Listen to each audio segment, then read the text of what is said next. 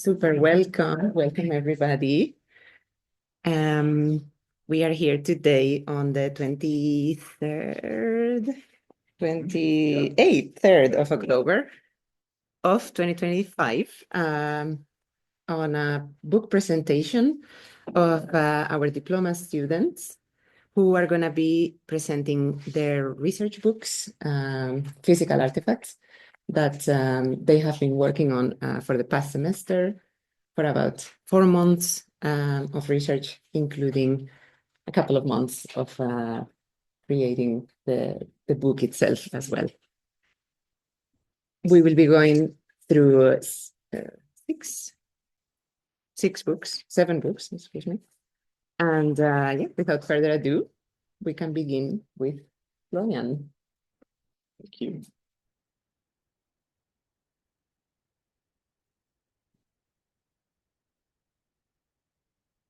Yeah, so hi everyone, I'm Florian. For those of you who don't know, I've been spending my past semester thinking about sources and means of collecting data and how we can deal with them as architects, especially in the areas where we don't really find applications for sources or data sets themselves.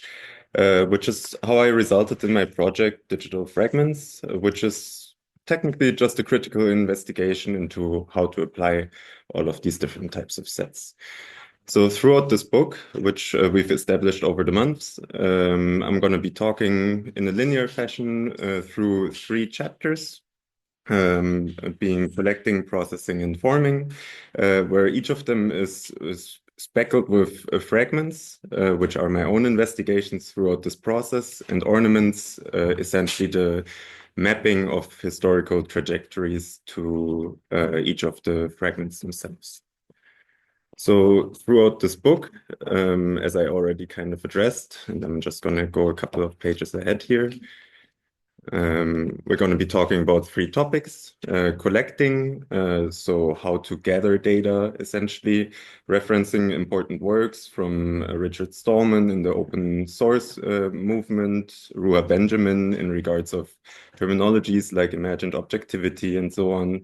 Then moving into processing, where we're strongly referencing a book called Beautiful Data by Art Halpern, which essentially talks all about this idea of how cybernetics came together and what important players were part of that development.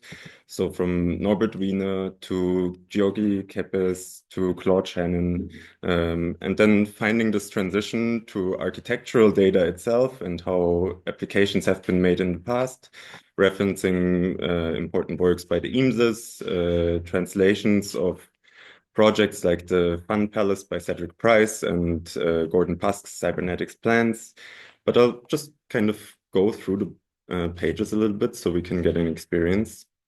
So when we talk about, or when we start talking about collecting, for example, you can see one of the famous examples of how to essentially not deal with data being redlining before thinking about how these different types of misalignments or codifications of prejudice essentially can be dealt with on our own. And here we are looking at several layers, how to overlay, what kind of patchworks exist in data.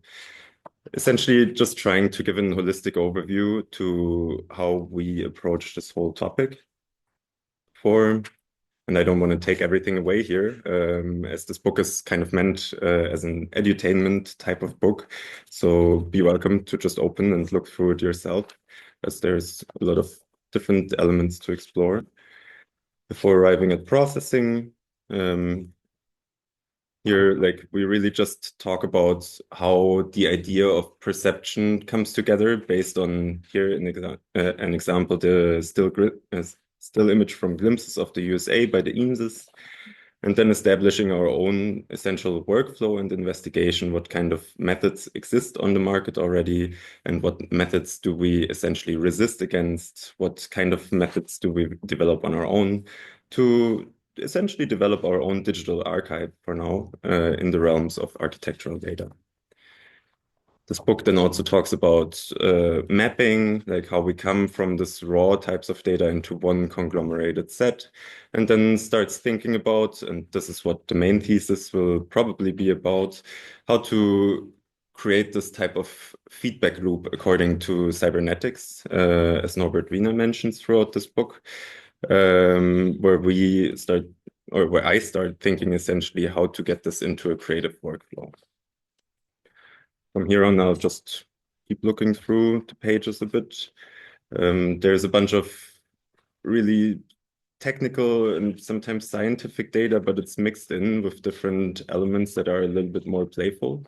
So I hope for everyone who's reading this and who's not so much into algorithms, data, maybe programming, it's still a way to kind of understand and approach this topic and hopefully get an understanding of how I see critical data. Yeah, so if you're interested, look through the book yourself. I think it's here in the Institute. Thank you. Thank you.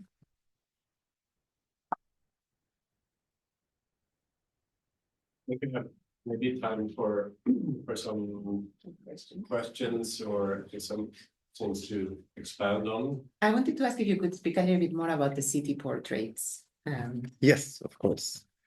I'll just open the page quickly. It's in our collecting chapter.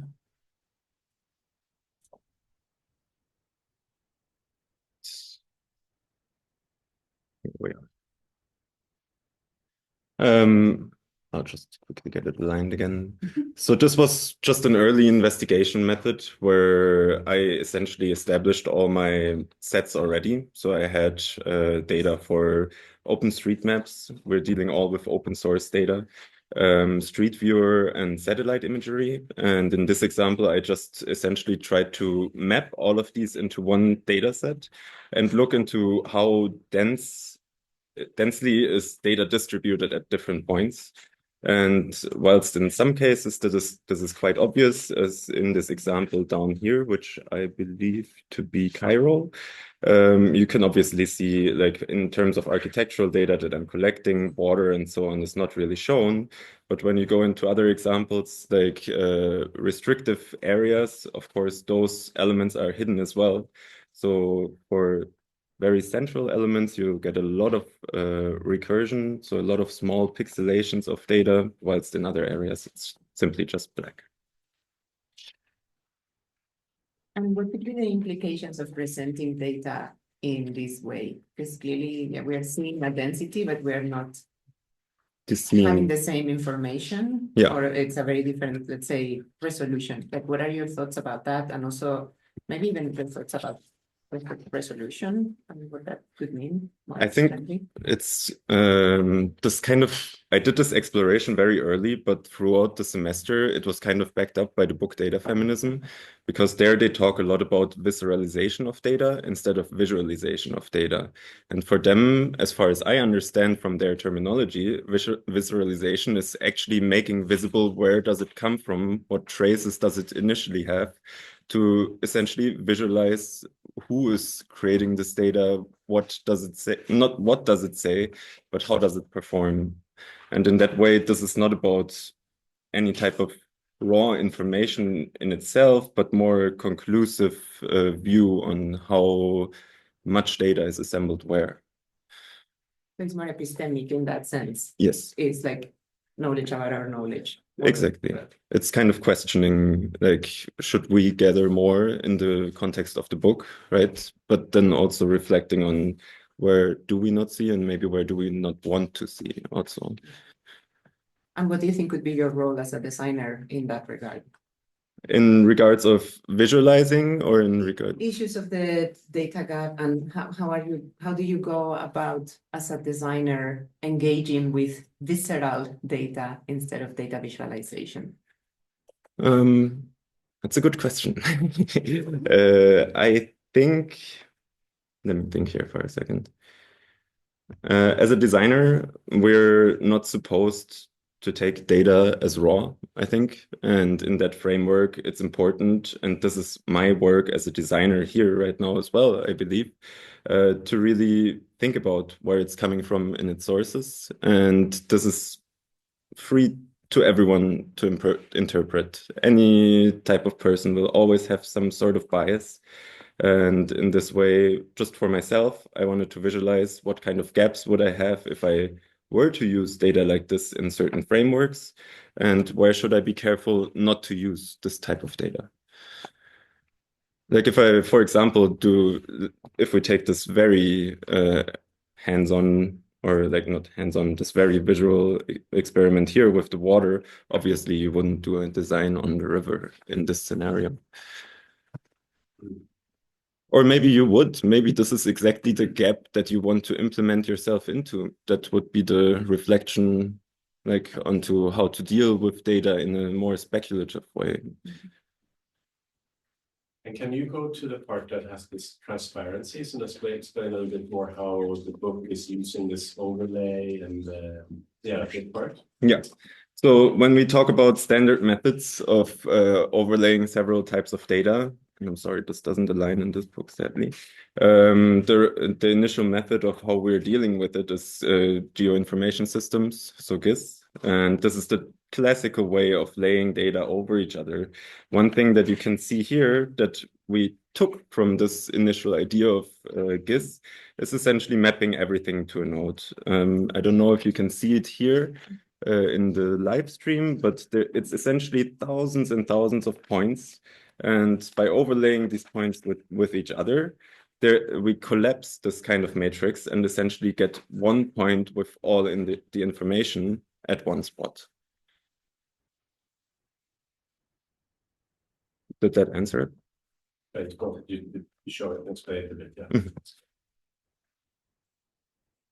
Any other questions you think you want to expand on? Maybe about like how the process of making the book, like how did you bind it yourself or? Yeah. So I really wanted something that is finished with the pre-diploma. That's why it's called these fragments, these elements that are distributed among space, not yet sorted together. And I glued it essentially, which took a very long time, but it worked out quite well in the end. Something that I found out throughout this process, though, is if you simply just glue it back at the back part, the pages will start falling out after a while. So I started sawing with the saw into the back and putting strings inside of it, which you can see when you open the pages here. There's like small elements, but that made the book super stable. The only problem now is it doesn't open in 180 degrees, but I think that's very much okay, since this book is meant to be kind of read sitting down and really taking the time to think about these things, right? I have one more, sorry, if I may quickly, and this goes maybe anyway then for everybody, but I was just wondering if you think, or if you could talk about how the bookmaking actually helped you, or maybe it didn't, you Yeah. know, but probably, you know, to sort your research, to sort your thoughts, if you think that if it's a useful medium, not only to, you know, to compile at the end, but actually also to digest and to yeah, make it operate, make the research that you actually gathered operate. For sure. Like, I only noticed this after the book was done also. But I essentially, because you start thinking about how do you actually curate the story, like a booklet is something else than just a presentation. You want to structure your book in a way that is entertaining, that really makes it readable. And I think there it just really helped me sorting through all these processes. And yeah, it was also just a fun task. Great. So I think we can leave it there. We look forward to see how you will address the data gaps Yeah. within your project. Thanks so much, Florian. Thank you.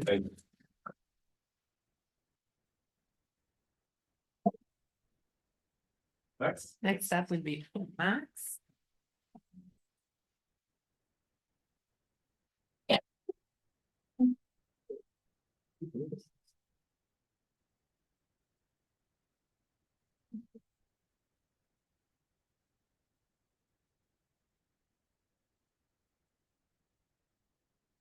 You can see it. Yeah.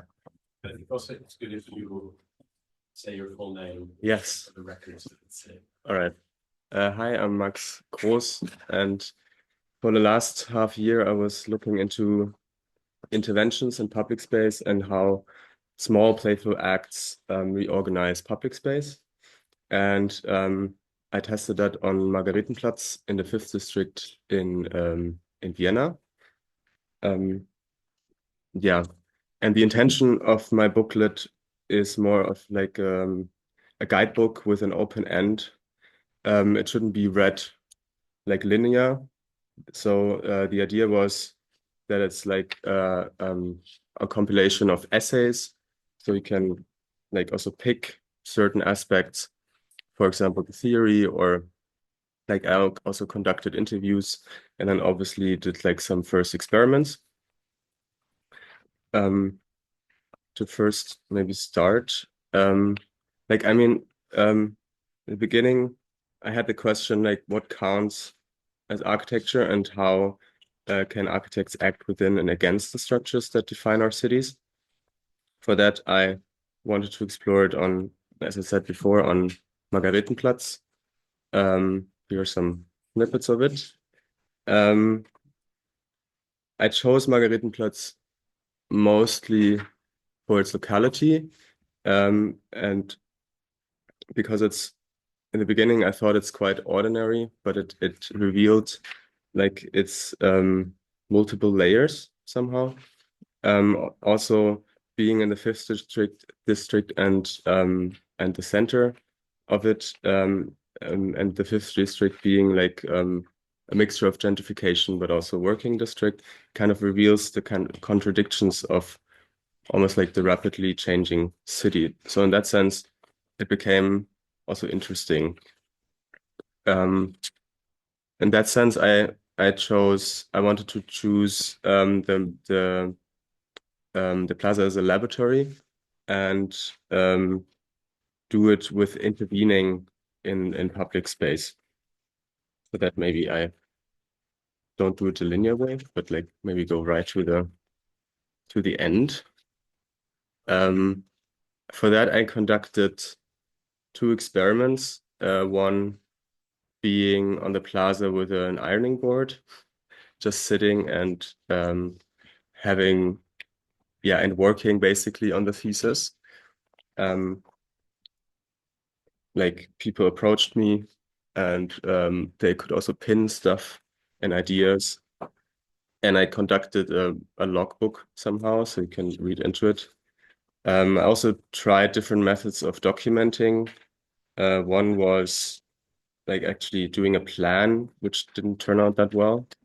But I still wanted to keep it in the book. And then for the second one, I did more of a cafe kind of sitting situation where I wanted to position myself into a different scenario. I did similar. I also did similar things like a logbook and so on. But to maybe jump back a bit, to further define, I really wanted to further define what intervening or intervention means, because intervention is quite a broad topic. For that, I first went into defining kind of what architecting means.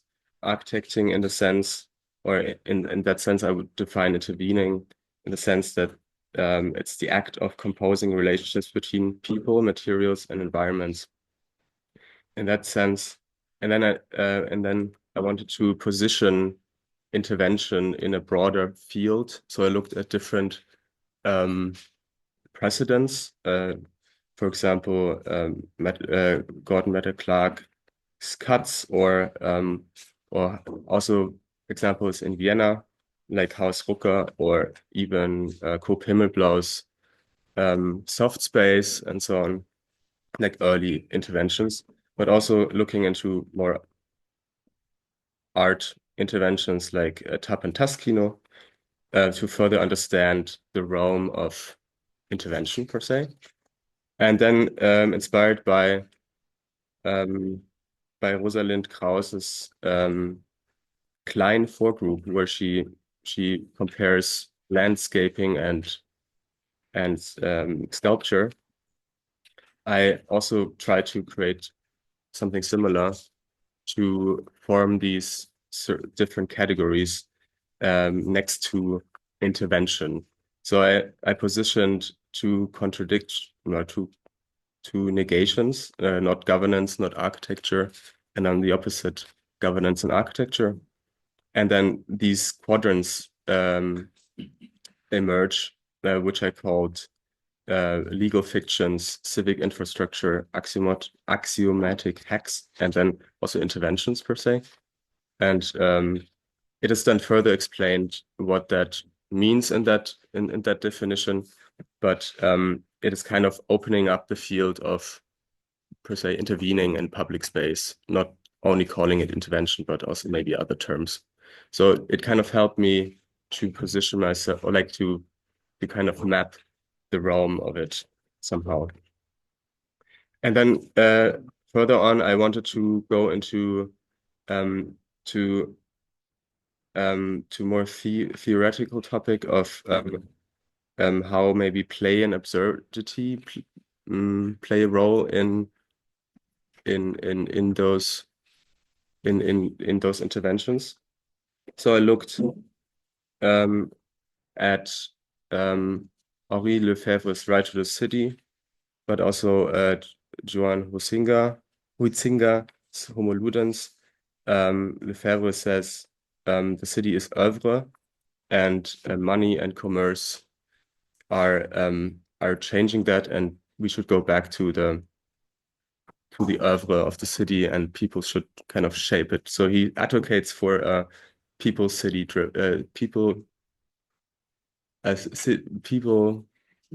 driven city. Yeah, here we go.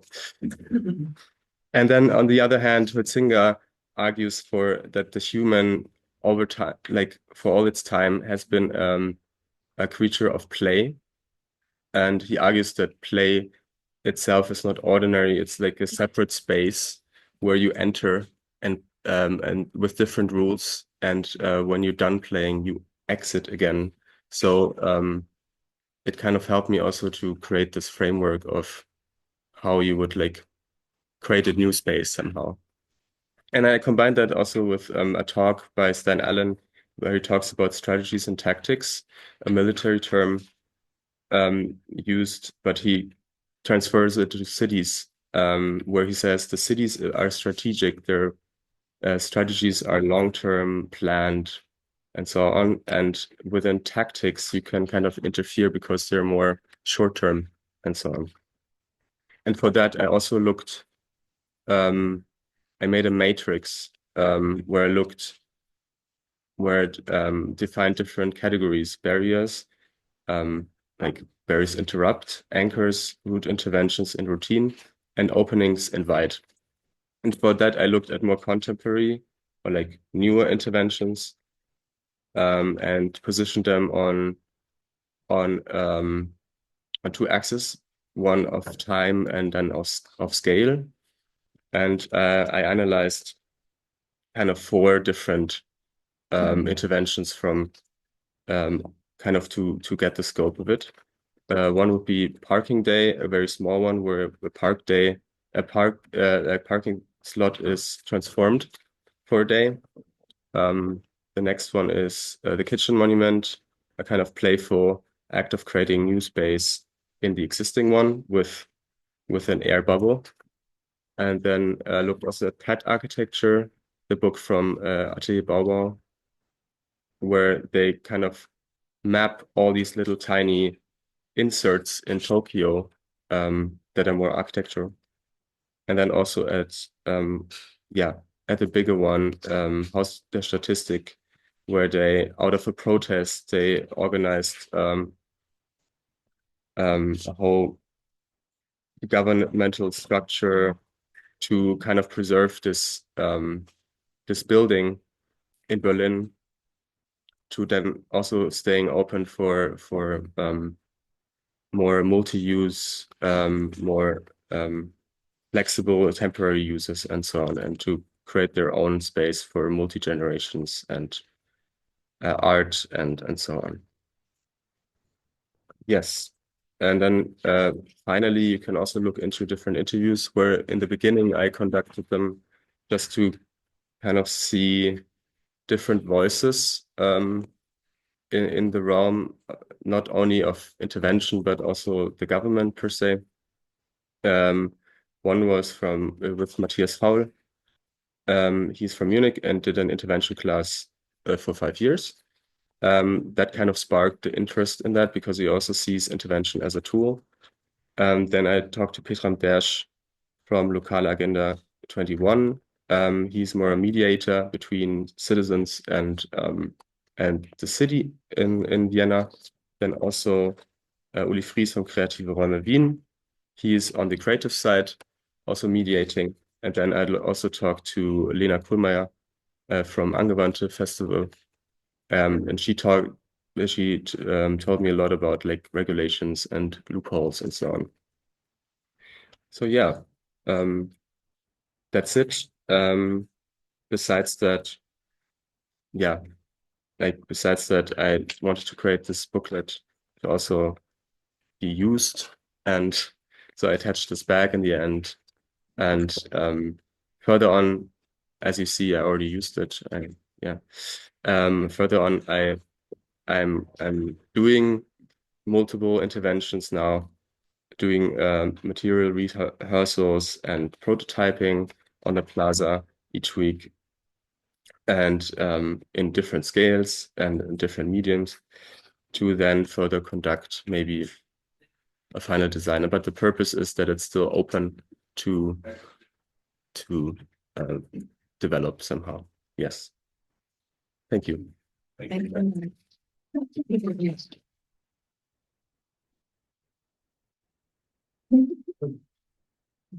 I wanted to maybe start by asking about intervention. You have spoken at length about that word. And I was all the time wondering, like, what does it mean to intervene in terms of it feels, or maybe it reads a little bit as almost like an exercise in restraint. You know, the moment you do far too much, maybe it stops being an intervention. Yeah. How do you feel about that reading? Does it make sense? I mean, it's always like, because you're intervening, it's crossing a line somehow, right? So it's like you can choose if you cross it very far or if you like stay soft somehow. For me, I also called it soft disturbances now because I want to kind of like balance the line somehow. But like what I realized also is like if you are not doing enough, it's like it's not doing anything. So it's like it's really trying out to like, at least you need to put yourself in the way somehow. Yeah. I am more interested in the other limit. When are you doing too much? Like, Yeah. how is a more conventional architectural project, such as building a building, we don't consider that an intervention. Yeah. So where do we draw that upper line? When are we, you say that disturbing, or like, I would say maybe interfering? Yeah.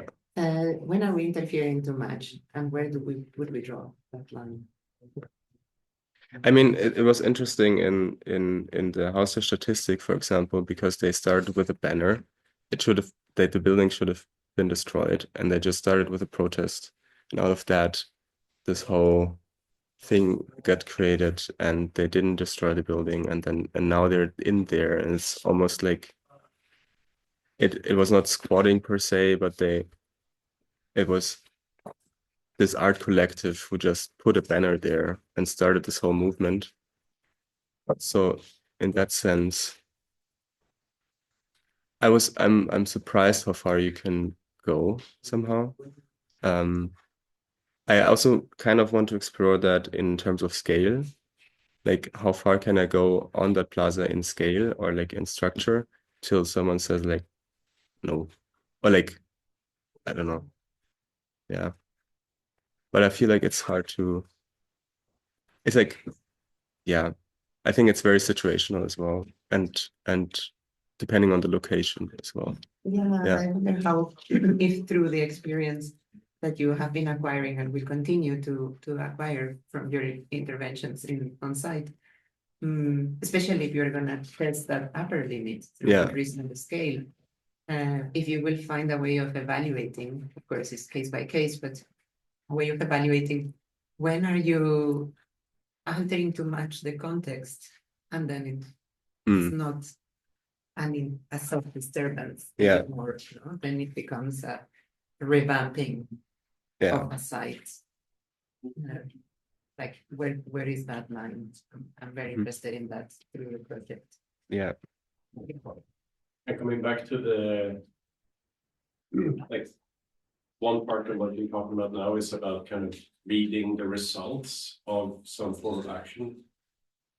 And you got, based on the research and your testing, you got some sort of sense from, if you could articulate what constitutes an intervention that has some effect, or that survives after it happened. And like, have you got some idea what parameters needs to be there for that, for an intervention to reach that point? I mean, it's yes and no, as I feel like it's surprisingly situational, even depending, like, for example, now last week when I did it's called urban confetti, but like we did different things, but like I drove past today and the fabric was still hanging there, which was not so, I don't know, it was not so it was not blocking anyone, right? It was like if it's too soft, it's almost like emerging in the plaza.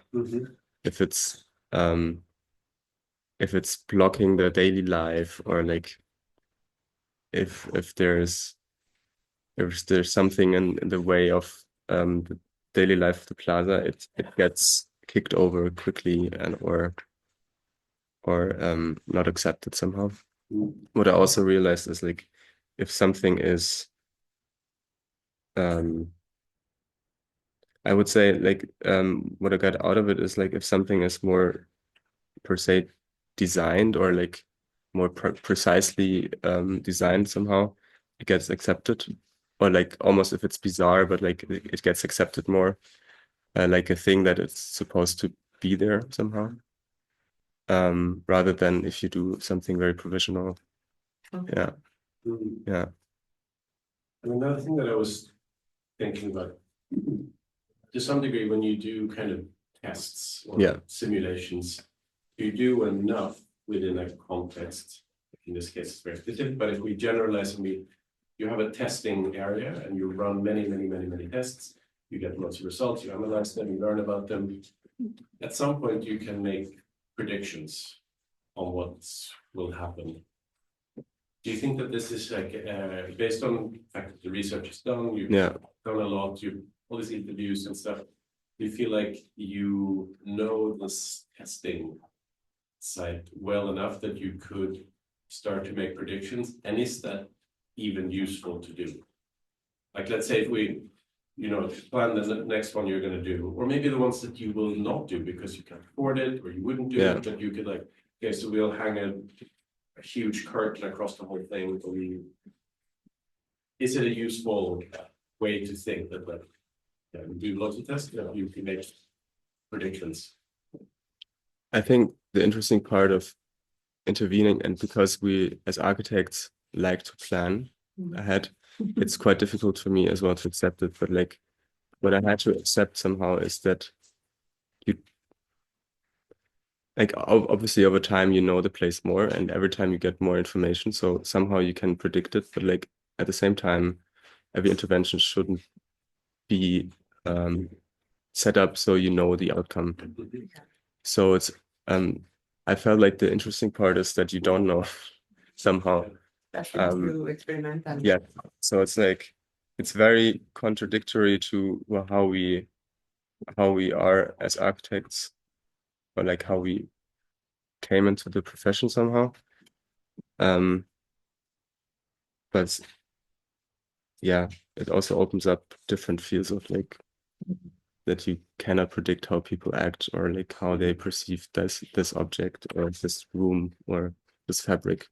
In a way, that Yeah. statement is like the complete antithesis to how architecture is practiced. Yeah. Literally almost anywhere. And You have an office in London that does a project in a different country, in a different place.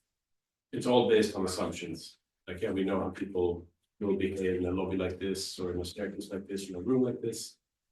And then often tests are not run. It's just making assumptions based on how people behave in other similar situations. And you're saying that, like, you know, hypothetically, every single case, you can never predict it, and maybe you shouldn't to some degree. I mean, you're not working with buildings that will stay for many generations, but Yeah.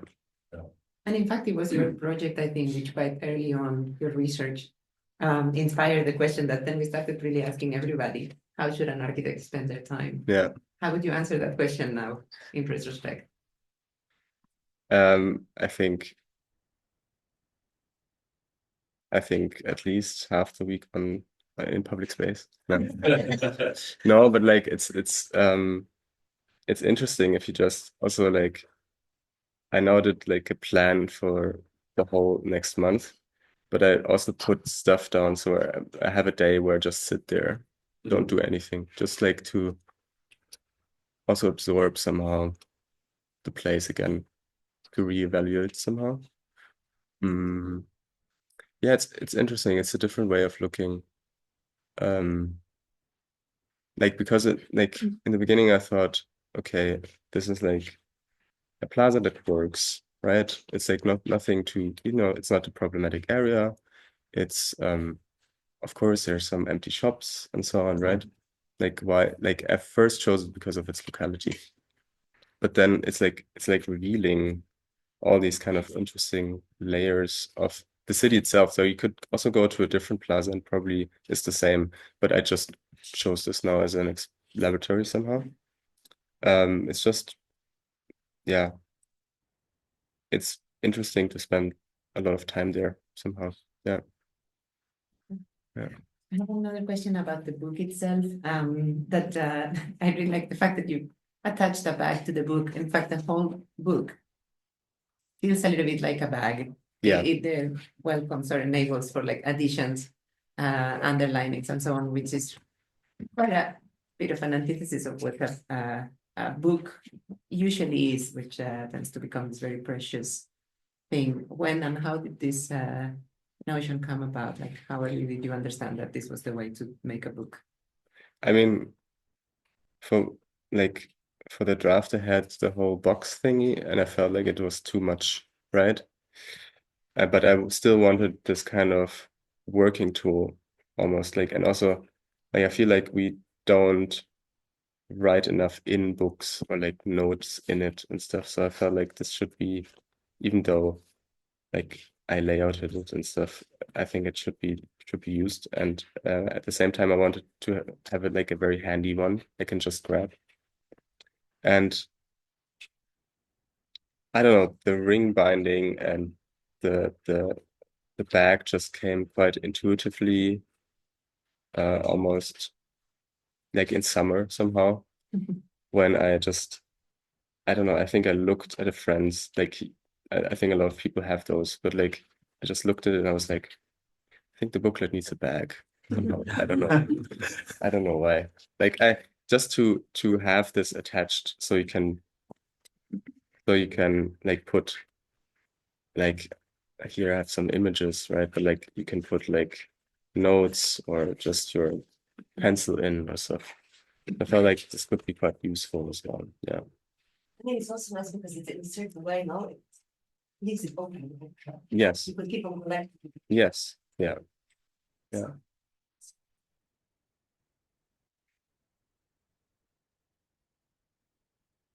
Great. All right. Thank you so much, Max. Thank you.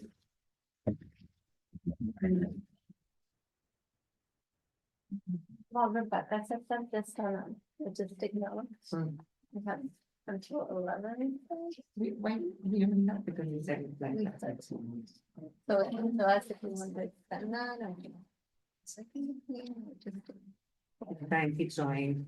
Is there anyone that needs to leave at 11 sharp? yeah, next. Yes, okay, we already presented. Anyone, everyone else is okay, we need to extend a little bit for 11. Thank you. Vince. Okay, next one up is Rebecca. Is Rebecca said the next one so get recorded? So my name is Rebecca Waters, and I'll be presenting my book named Liminal Landscapes. Just to sort of give an overview, the last semester I've been researching into mining communities and mining in Canada, and also the climates in which they sit and how these climates affect the built space as well. First, I'll go into, I guess, the physical binding of the book and how it was set up. So I first wanted to separate it into 4 distinct chapters, each sort of building up on this main topic. And then I have them sort of stitched together as a way of binding and sort of this remnants of handcraft that I'll also be sort of discussing throughout my project as well. I also did sort of stamping. I don't know if you can see it on here, but like the title Liminal Landscape is here. It didn't show up so well, but yeah. And then going into the book, yeah, the chapters, the covers have different colors so that it's very distinct. Starting with the contents. And then first sort of the first chapter goes into more of an introduction to the site and sort of this extractive legacy that sort of forms and how the history of Canadian the Canadian mining industry came to be. And then I sort of go into also these different types of mining legacies, looking at also gold mining and what sort of questioning what is the value of gold. I use Klondike as one of my main examples for this, as a lot of people died in the search for gold. Sort of where do we value gold as a society, and in turn, where do we value these extractive industries as well, and sort of how these gold rushes helped establish Canada as a country in settlements, inland settlements as well.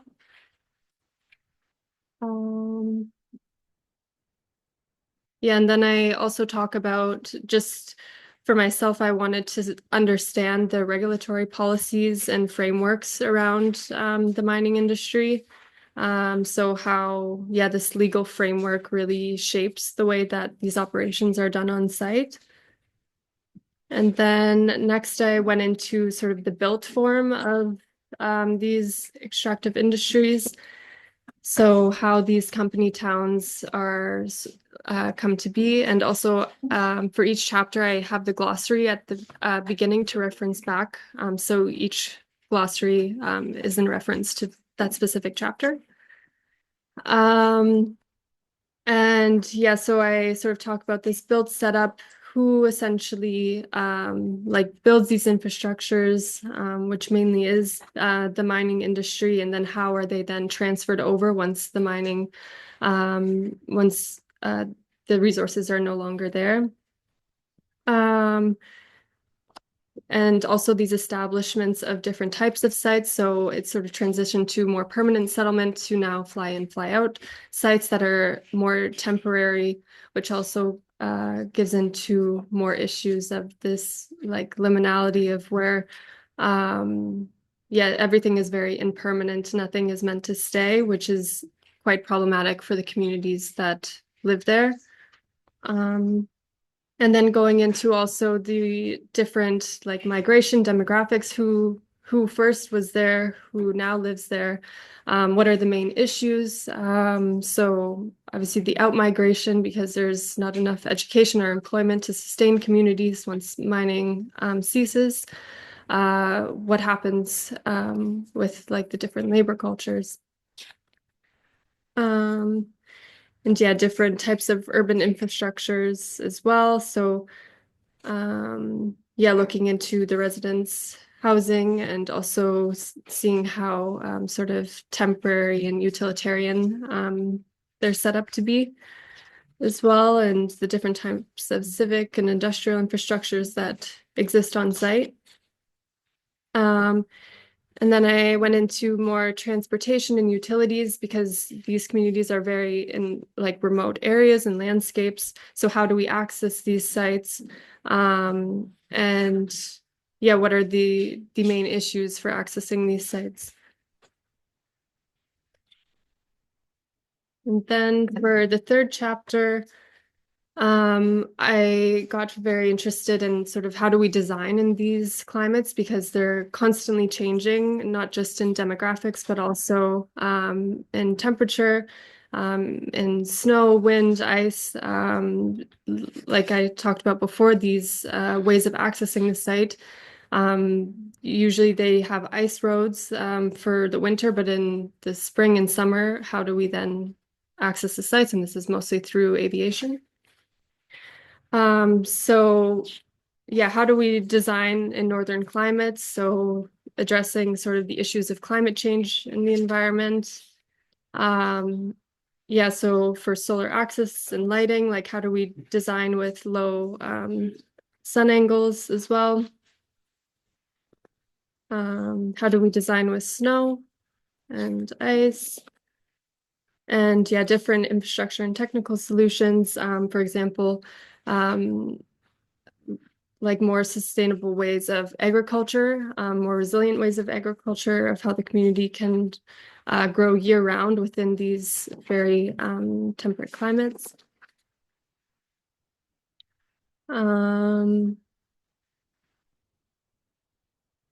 Yeah, more social cultural design. How do we design with the existing cultures on site as well?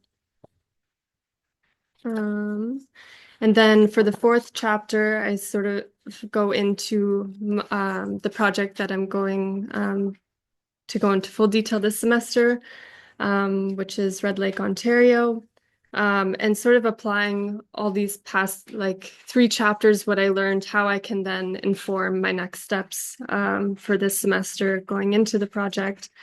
And something that I want to implement now is these maps will be used as sort of AR integrated layers where you can then scan it and see sort of the progress of what's happening with the project, which will be updated at the final as well. So this sort of book is carried along through the whole journey. Yeah, and then just more site context of the specific site, how it affects the demographics and employment, and also looking into design investigations, methods of representation as well. Yeah, and I think that's it. Any questions?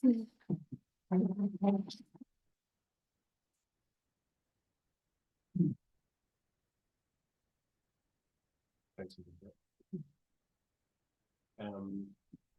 Curious to ask, because of the topic, which is the more you learned about it and it's so well compiled in the research book, there's many things that are just difficult / depressing about the situation that you've chosen to work with. How do you feel both about what you might actually do based on learning this and your like attitude towards this situation and did it how did it change with doing the research and learning more about it, like the learning of the gold rush, colonialism, and approach to the environment and yeah, I think it's such a complicated complex topic with like a lot of different layers and aspects to it. And I think for me moving forward, it's just really important to address as much as possible as I can. I know it's a lot, and I know I won't be able to go into full depth with everything, but I think it's important for me also to sort of attach to the things that I'm most interested in and start from there, and then try to also address the other topics as sensitively as I possibly can with everything that I know. So yeah, that's, I guess, my mindset going into this next semester is, yeah, essentially how do I address as much as possible and do it as holistically as possible. What about the role of architecture, or maybe even directly buildings? Because you need buildings for practically running a mine, but you also need buildings and architecture for facilitating transportation, for housing. Yeah. Like, how do you feel about both what you've learned and what's actually there, and possibly about your actual project? Like, what aspects matter? What buildings are like? Yeah, I think buildings are very essential and important, but I think also what's important to look at is also the urban connectivity to these buildings, right? Because this remoteness, it's really important to address first. How do we actually get to these buildings, right? How accessible, how many minutes away does it need to be for people to actually use these buildings? So first addressing that, and then looking at, okay, what exists on site? When is it being used? Because this is still an active, ongoing mine site, right? So what buildings maybe are not being used but still have valuable infrastructure? Like there's quite a few buildings on site that use geothermal heating. So maybe these buildings can then also be sort of adapted and transformed to transition to community use rather than to industry use. So looking at that as well. And then for me also, what I'm really interested in is how do we then adapt these buildings to be more climate friendly, right? Like how do we design with the given climate in a more sustainable way than what has already been done, right? So yeah, that's my. What do you think is what the role of a map in, for example, a process like the one you described? And what are its successes or like its opportunities and shortcomings of working with mapping? Yeah. I think for me, the map is extremely useful because it's such a huge site that I'm working with. So I think for me, it's important to first map out these really distant connections, because in the end, like they all sort of work as a whole together. And I think it's also, yeah, important to then also see how these, maybe through addressing it through this map, how they change over time, how these routes change over time, or how these building uses change over time, sort of seeing it from an aerial view. But I think there's also some disadvantages to it because you're sort of always looking at it from, I don't know, a certain perspective, right? Like when do you decide to go into more detail at a certain time? That's sort of what I'm also trying to figure out right now as well, is where do I go into a lot of detail and where do I sort of sit back and sort of say, okay, these are sort of the more general things that are happening right now.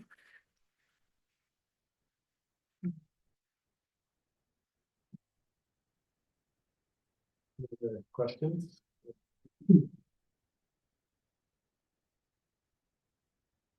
Great. Thank you so much. Rebecca.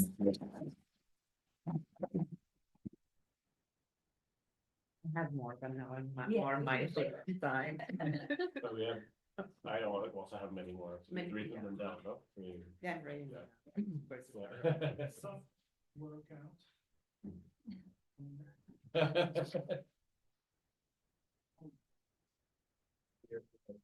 yeah.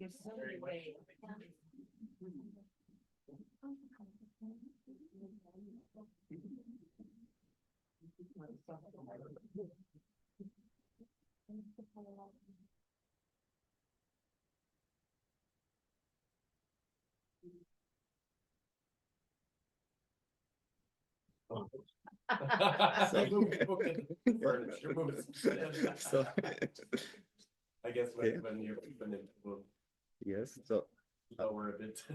I think so, yes. So I'm Markus Lagler, and last semester I started with the interest in mega blocks and mega structures, and therefore I also thought because concrete is used many times in these structures, it will be also like a good encasing for this analysis, and I always wanted to try to see if I can make a book out of concrete since my bachelor's, and it looked like it worked. And maybe I first explain a little bit about the cover. So it's also more like a material experiment for concrete, and it's like a mixture between cement, quartz sand.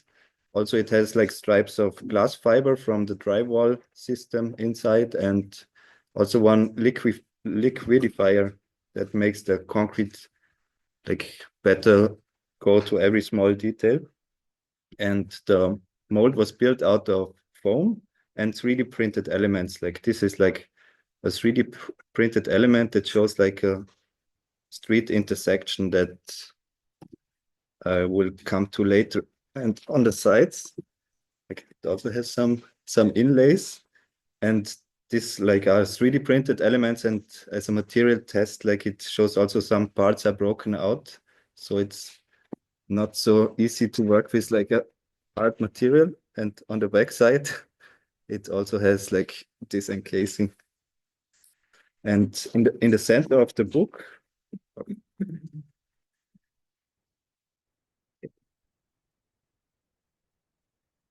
here are some double hinges. And You think it's possible to move it? Yeah. It's, like this. And the thickness in this area is around 3 centimeters, and there's screws that go inside also 6 centimeters. And this is the book. And it's easier read when this, I'm sorry. So the name is EpiBlock, and I will explain this in a brief moment. Here it starts with the overview of the table of content, and I started it with an abstract, and then first the framing of the mega block, what are this definition of these words, what is a mega block, what is a super block, what is a normal block, what is mega structure, mega form, fields, and all this stuff, and a little bit about the history and the origins. And the second part is a case study where I looked at 15 different built mega block structures, mega blocks. And the third part is more theoretical and conceptual approaches from different writers and theorists mostly. And in the part 4, it's the start to the diploma semester, where I show my chosen site and the idea, in what direction I want to go this semester.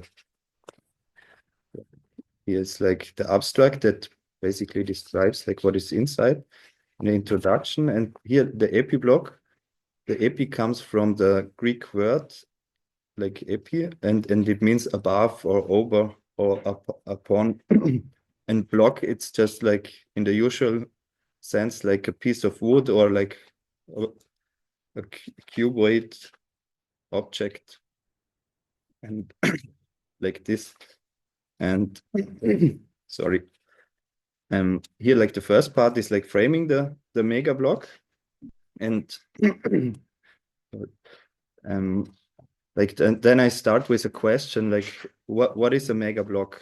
And I found online an article from David Graham where he like compares like his point of view, what is a mega block structure, and he starts here with this 200 feet by 200 feet small grid. Like in the end, it's like 200 by 600 or 800 feet, and this is like the element from the New York City grid, and therefore, like for him, this is like kind of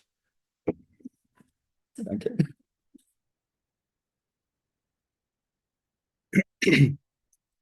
For him, it's like this, like the basic city block, and then he starts describing what is a super block for him and what is a mega block for him. And I calculated it like with the hectares, like the block for him is 1.1 hectare and the super block 3.3 hectares and the mega block like 13.4 hectares. And in compare, like here's the example from the Rockefeller Center, like where they used like three of the city blocks like in this direction to make like one block out of it. And in comparison here, you have the Barcelona super block. And in Barcelona, there is like always 9 blocks together, and they're trying to make it walkable in the center and remove the cars from these areas. And here, this one is about 16 hectares, which like here, the super block is like even bigger than the mega block in the other case. So like there's like a discrepancy a little bit in definition from the definition from the different persons also. And the word megastructure, it comes up in the 1960s with Archigram, also with these futuristic ideas, utopical ideas from walking cities and big tower movable plug-in cities that are flexible and more movable structures. And after this, like Kenneth Frampton, he grabs this idea also from the mega structure kind of, but he defines it as a mega form where it more becomes a landscape in the city. Like, so it's like a huge built structure that is becoming more like a artificial landscape. And he also questions like what is like artificial and what is a natural landscape a little bit in his text. And also Stan Allen, like he had a look like to the difference between objects and fields.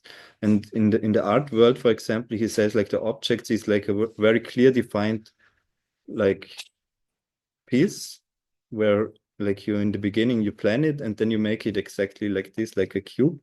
But a field, like, and the field conditions that he describes is more taking in account like the surroundings or the movement in the city in this case, or in the art world, like the material material properties. So like the artist, for example, is giving up his precise idea and he just gives the framework and the material is defining in the end the final piece. So then like here's a little bit also about the origins of the mega block idea and the structures, like with the Roman camps and and some parts why it also failed and why mega blocks usually like are a little bit critical. And here are some conditions that I figure out, like what I think would improve the situations from the mega block. And in the part 2, it's like the analysis of existing mega blocks structures. And all this part, maybe I just go briefly through it. I analyzed the data from all of these mega block structures and compared it with each other. And I had a look at like what are the important factors for each of them. And for example, here it's like a lot of greenery that is a positive factor that makes this one work. And this one was like a failed one that was super dense and was removed afterwards.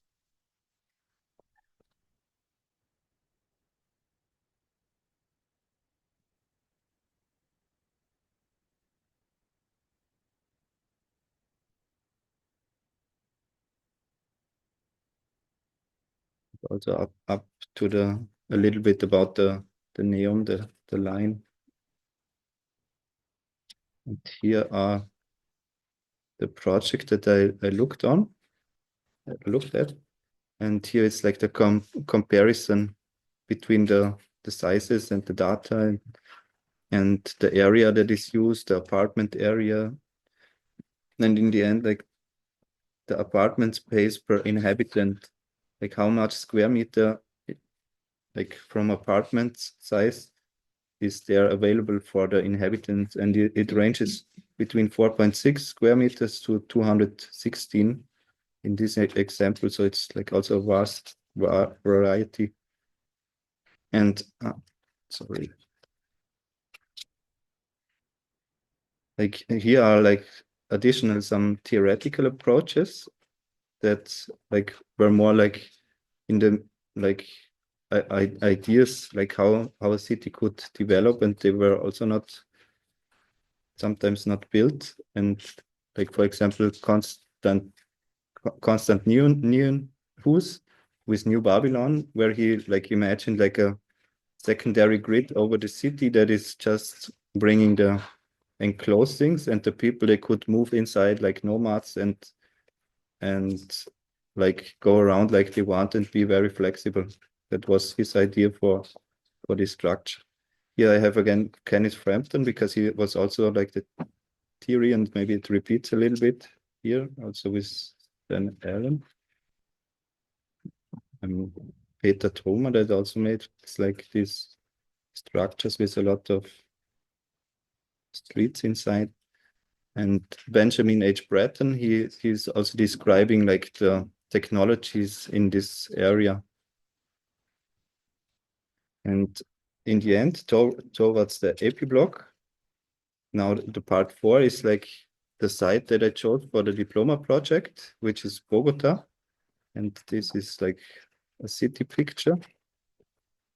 And here I have like the situation in the world map, like where it is, like I zoomed in Colombia. And here this is the outline from Bogota. It's a city with 8 million people, roughly.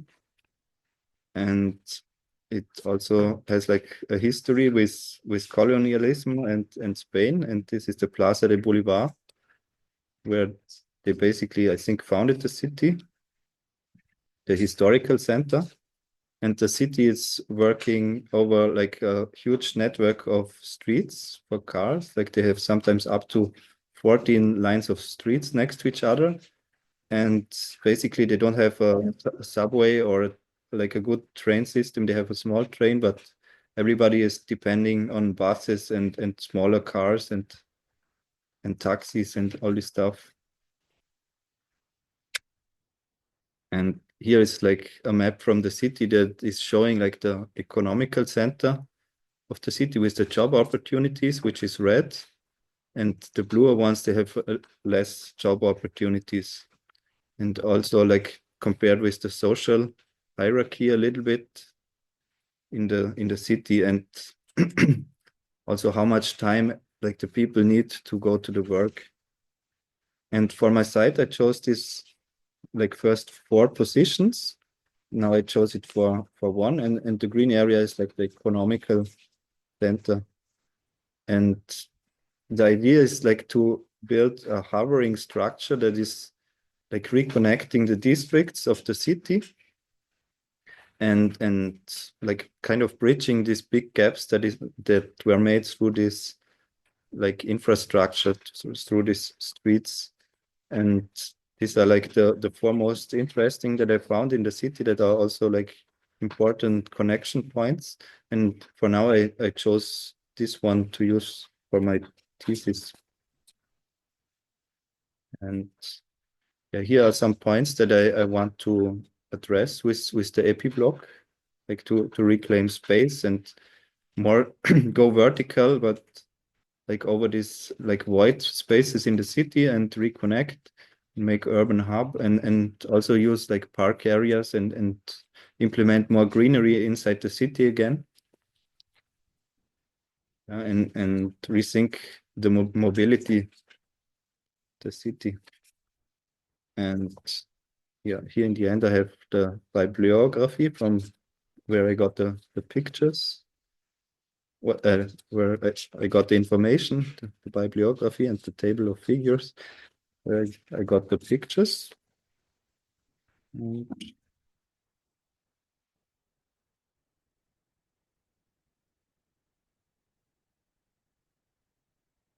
Yep, that's it. Exactly.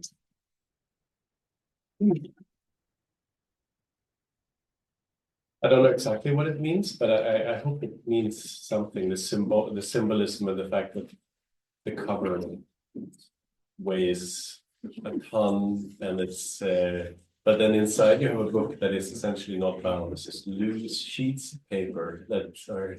Yes. I also have an observation about that. The most interesting part of the design of the book are the two straps of like moquette, This ones? the ones that you need to carry, the carpets, that you carry everywhere to put the book on the table. Yes. It makes me think of the book called Memoirs by Guy Debord, one of the situationists. Hmm. They made a book actually together with someone else, that the cover was heavy grain sandpaper. So it was not so comfortable. There was both the idea that they wanted to make a cover that left a trace of who had the book on their hands. So they wanted to make like ink first. And then they went for sandpaper, which instead creates this very confrontational a book that would be damaging to put on a shelf. And you make a book that you anticipate can create damage. So you bring these protection straps. Yes. What is the meaning of this with regards to the choice of material? And what is then your view, or what are you telling us about concrete with this gesture? Well, it is rough and heavy, but maybe it's also like a good foundation, I think, and also it protects what is inside. But yeah, you need to carry it with caution, and you also need to protect the things around. Maybe sometimes You need to protect the things from it. Yeah. So carpet is the material to be honest. Thank you. Yeah, what is the more in the end? Carpets. Carpets. Flying carpets. I think at the very end, you brought a few arguments, interestingly, like more green space, smaller footprints, more verticalities. But I was wondering if you could give us a hint of what type of community or what type of identity in a social sense you can imagine if you share such a condensed space with so many people. Is it similar for you to how communities are formed throughout the horizontal layers of the city, but you're doing that vertically? Or how do you imagine social communities within a contemporary media structure? That would be mine. Well, the idea in my special case about Bogota is they have a lot of enclosed housing where it's a fence around and only the community inside can go in. And the idea is to use this project also because it's so big to open up like a huge area for the public that is publicly accessible and bring more park area and greenery for the normal working class people that they can use and that they can go inside and they also like improve their daily lives. But also has like some areas that are private, more private, and maybe through that it's also financing all the overall process. So the idea is to improve the situation from these super huge highways and also get a little bit in the direction of getting rid of these enclosed environments. Thank you. And how do you feel now about this, which is often the case with any kind of project like this, but you have this sort of,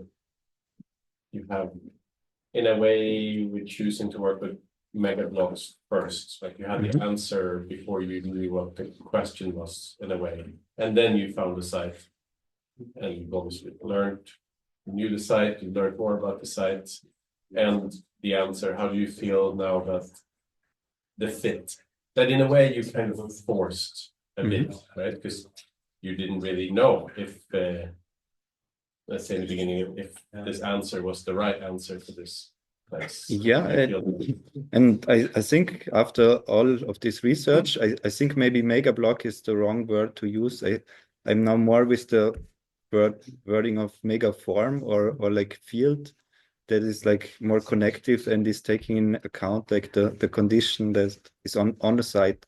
That's why I'm also now starting to model and analyze the site as good as I can and try to take in account like what is where and not just put like this huge object inside this space that is ignoring all the conditions around. But it will be still be like a very big project, but more like in the shape of a mega form.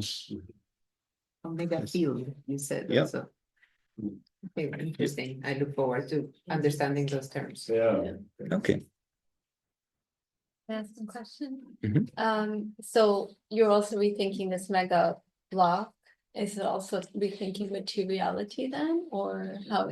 Yes, I think also because it it is hovering over this highway, like intersection. I think it also need to rethink the materiality. I think not everything can be done in concrete, obviously, but maybe it needs some foundation out of concrete. That's what I think. Thank you. Mark is great. I would, as a suggestion, recommend you today to see the lecture by, I'm gonna pronounce it wrong, but Anna Pujiner. It's not that, but because I think there's something interesting that maybe unlocks a little bit your thinking about when you're talking. I was thinking about this, we could also think about the project in terms of kind of communality. We spoke last time, you're even in terms of programming, right? You're thinking about this mixed use of functions that you're gonna bring in, but it could be, I think it matters how you think about those, and maybe they're not this, even though you can walk by, it's open, but you could maybe open them up more. And I would assume that Anna is gonna talk about the project that she also studied. It's in Mexico, not necessarily the same, so no, but which is about these communal kitchens and the things that people could be doing together that your field, I don't know what the structure at this point, could actually really emphasize. And maybe be just open to those things and just think of them. As a continuation of the great study that you. Okay. Yes, Yeah. I will have a look today. Thank you. Thank you so much, Marcus. You come with a cleaning kit. Yes. So, There's always some residue left.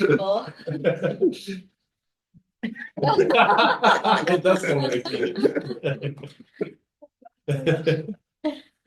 kit. So good. I'm So hungry.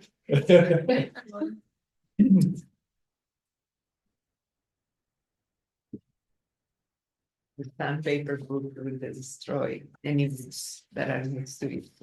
Therefore.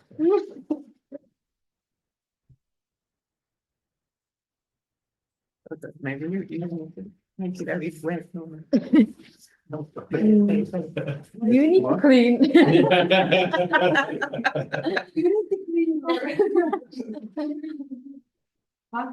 So 11:30. No, it's okay. It's fine. I had also forgotten.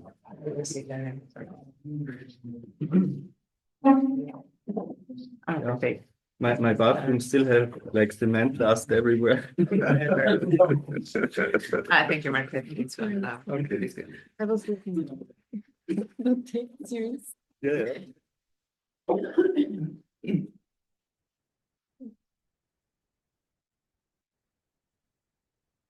Hello, I'm Özge, and I was researching about video games and game environments.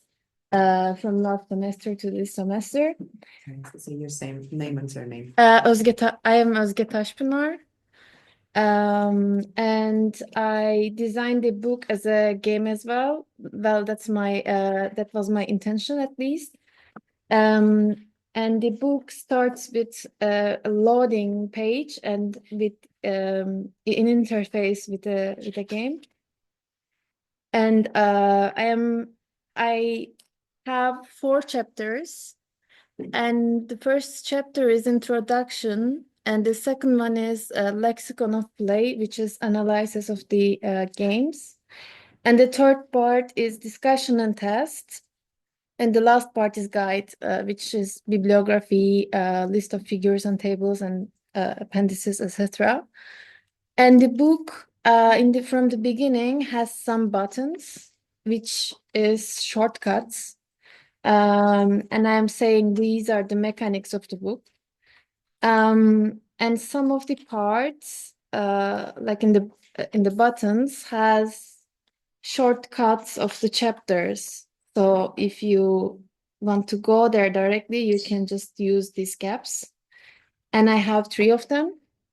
And this content mapping will guide the people while they are reading the book, because it has a map always in the left side, and it has a player, which is this red dot. And in the down part, I have life bar, which is here, and in the beginning it's empty.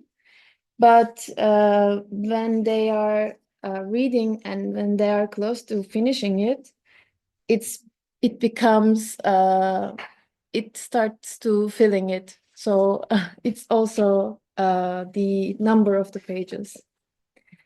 I am also starting with a question in the abstract, how the game spaces and game mechanics can turn a design tool in the architectural design thinking. And I am starting with very simple question: what is game spaces? And I'm assuming these. I'm basically answering this question is the game spaces are with the player, with the rules, with the characters, with some haptics, with the architecture. So architecture is in the game spaces are a part of the play, I would say. So and later on, I am having some of the examples from the history, because I'm assuming these game spaces are proto or pre-game spaces from history. They are not just video games.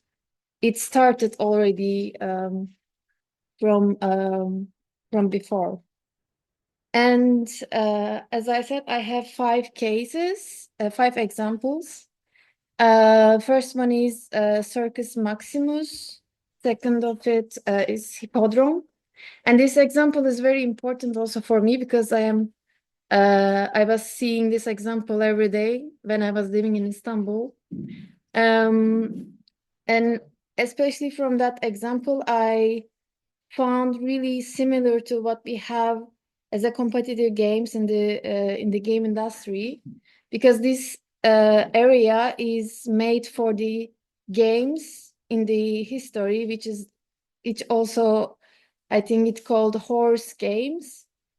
And it has spectators, it has players, it has some UI, which we have right now as in the digital world. And I found really similar in the competitive games, because in the competitive games we have players, we have spectators. So I found like these similarities with the examples and the games. So this part is very comparative, I would say. And I also have Gardens of Versailles in France. also Villa d'Este Gardens in Italy.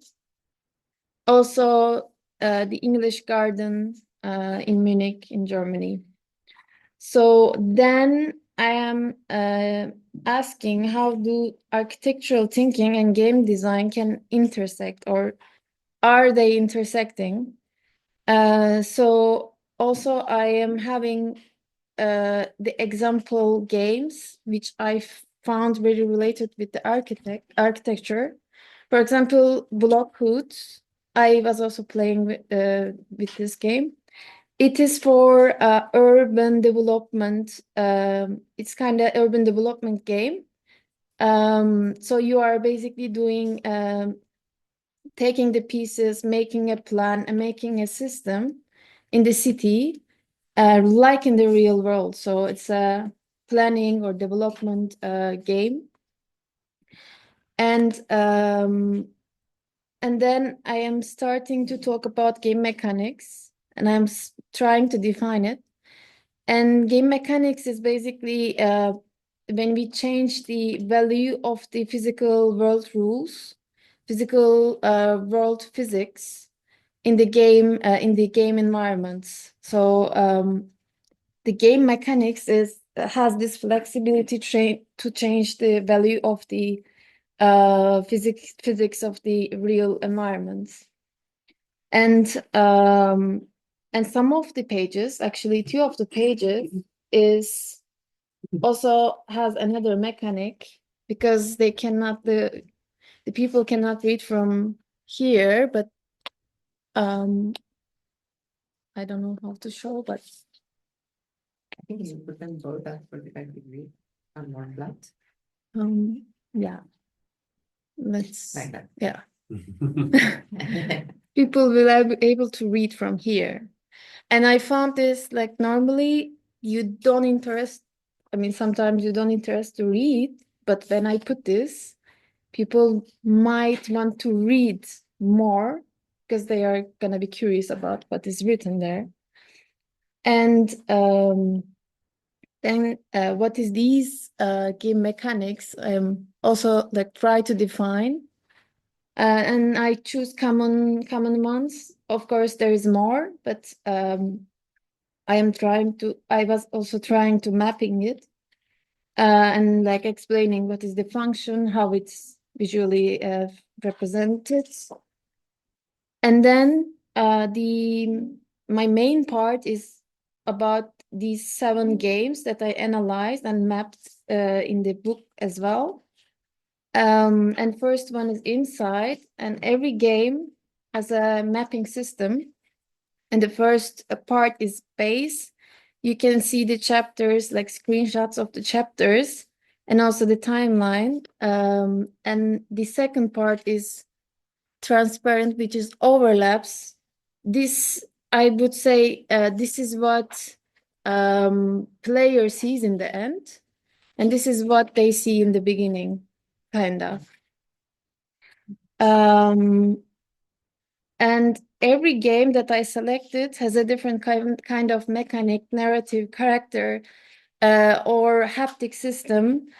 And I didn't choose any multiplayer one, which also I found every person has a different kind of approach to games. So like explaining multiplayer games is harder than this. Also, the second one is What Remains of Edith Finch. The game is based on the chapters or the narratives, because each chapter has a different kind of story of the person. This is Finch family, and each of them has a different perspective also. The player has experienced these different perspectives during their play. And third one is Manifold Garden.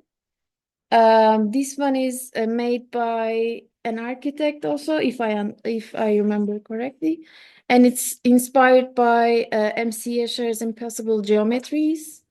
This game is basically using gravity changings. So when the designer is thinking about the space, he or she should design the walls, ground, or ceiling as a different obstacle. Let's say when he or she thinks about the wall, he or she should think about the ceiling as well, because the player is changing the gravity. And the fourth one is Naissance. This is also inspired by a comic book, Blame. And the game has really basic system, because the player has to follow the light in the beginning, and it starts with very odd places, very odd spaces, and it become very familiar. So we are seeing stairs, bridges, windows, vistas. So the space by the time becomes very familiar to the player. And the light is a very important mechanic for this game. And the other one is Super Hot, which is in VR. It's a VR game. And the body is one of the mechanic of this game, because people have to play with the arms, with the hand, with the controller, so it has a different haptic. Also, the space is changing by the chapters, by the levels. So when the level is getting harder, the space is also becomes very close, become very narrow. And the fifth one is Bound. This is also in VR, and the character or the player, when it become nearby the scene, the scene becomes very. In the beginning, he or she don't see anything, but by the time and by the space, it becomes very familiar, and it becomes a space. Also, the character, when the character moves in the game, maybe it becomes some gaps in the walls, or there is some movements of the ground with the character of the game. And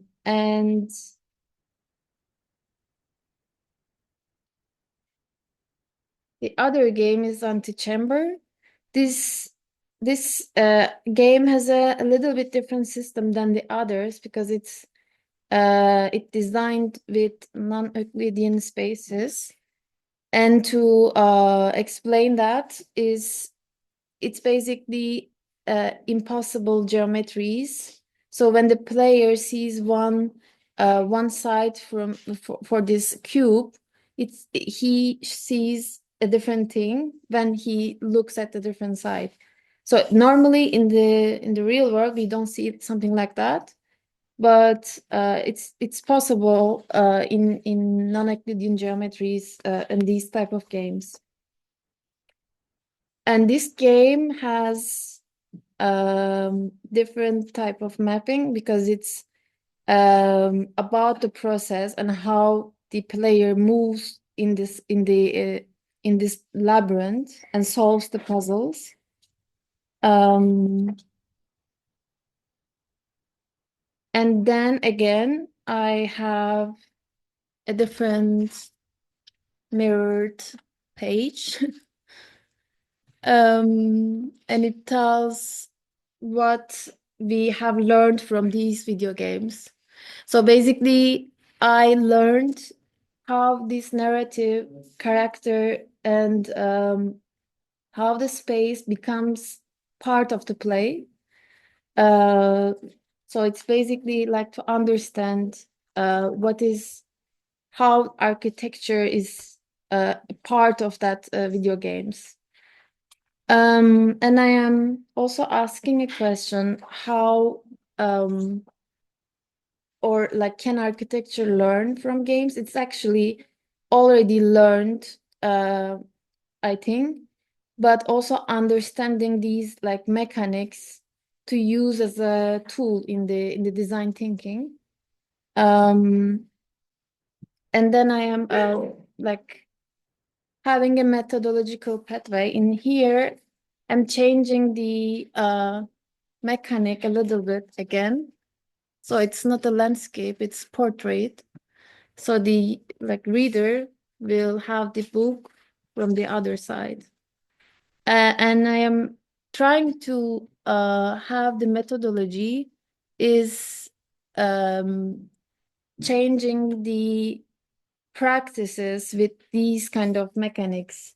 I mean, with the real physics, if we change them, if we use them in the game environments and designing these playable environments, how could be the design thinking process changing? So I took a very like simple diagrammatic approach to use very familiar spaces and have them as a playable environment.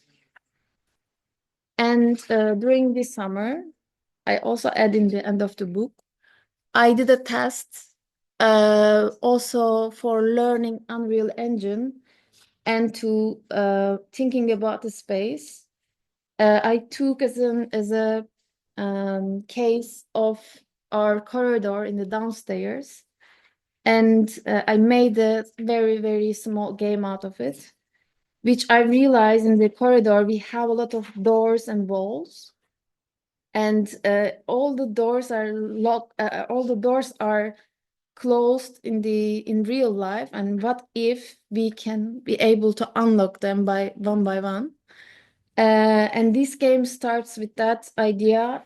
So every door locked in the beginning, and by the time the player will able to open one by one, and this with this triggering system, all the walls and all the obstacles in the space, the location or the position of the walls are changing. So that becomes a labyrinth.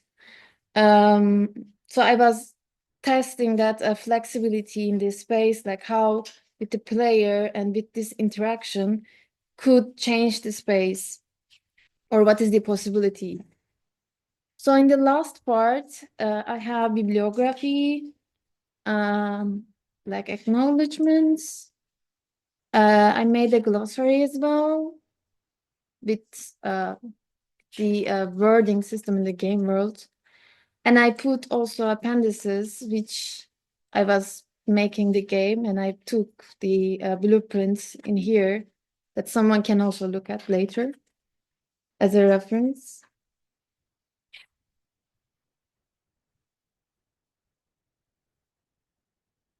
And list of figures and tables. And game over page. So the reader can restart or quit. Thank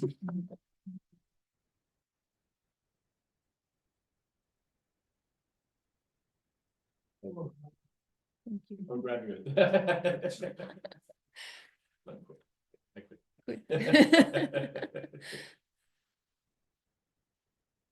I was curious to, like, as ingredients for a project, you learned so much about this now, also having this interest from before.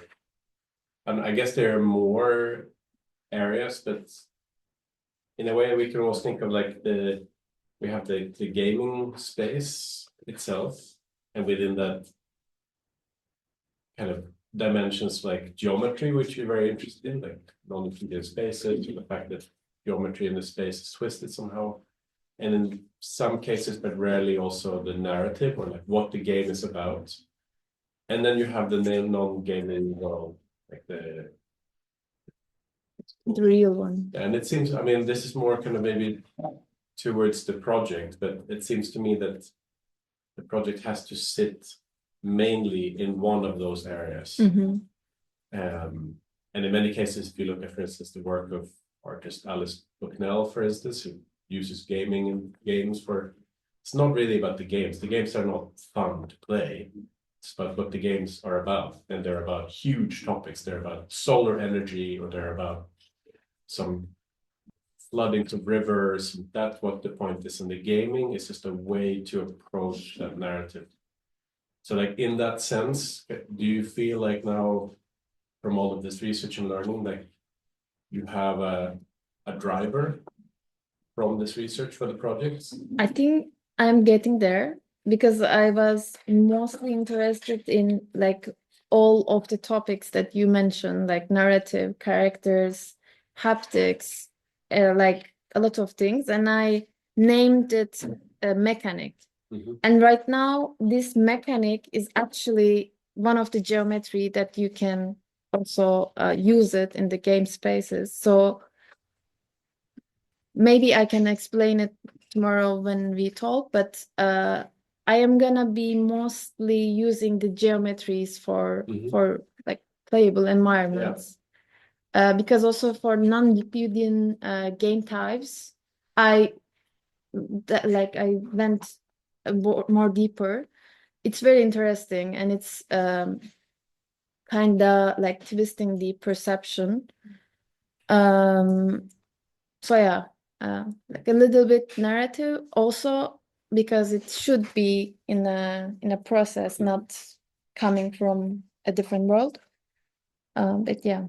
It's so interesting in gaming. You have all of the different varieties, but like the reason why the game is fun is because of the narrative. What it looks like or what the game is like doesn't matter. And then you have something like super hot, where it doesn't matter what it's about. The narrative section, but it's about the play. That's You said something very interesting about describing game mechanics as that which allows us to alter the values. And in your case, you were referring the values of physics. But the way you phrased it made me think we can, through playing, we alter the values by which we operate. You have to suspend disbelief and go by a different set of values, or usually called rules. And this, I thought this really clicked with me in relationship to you developing the game of this very space. And that by playing that game, we are overlaying a completely different set of values on that space, which is a highly familiar space.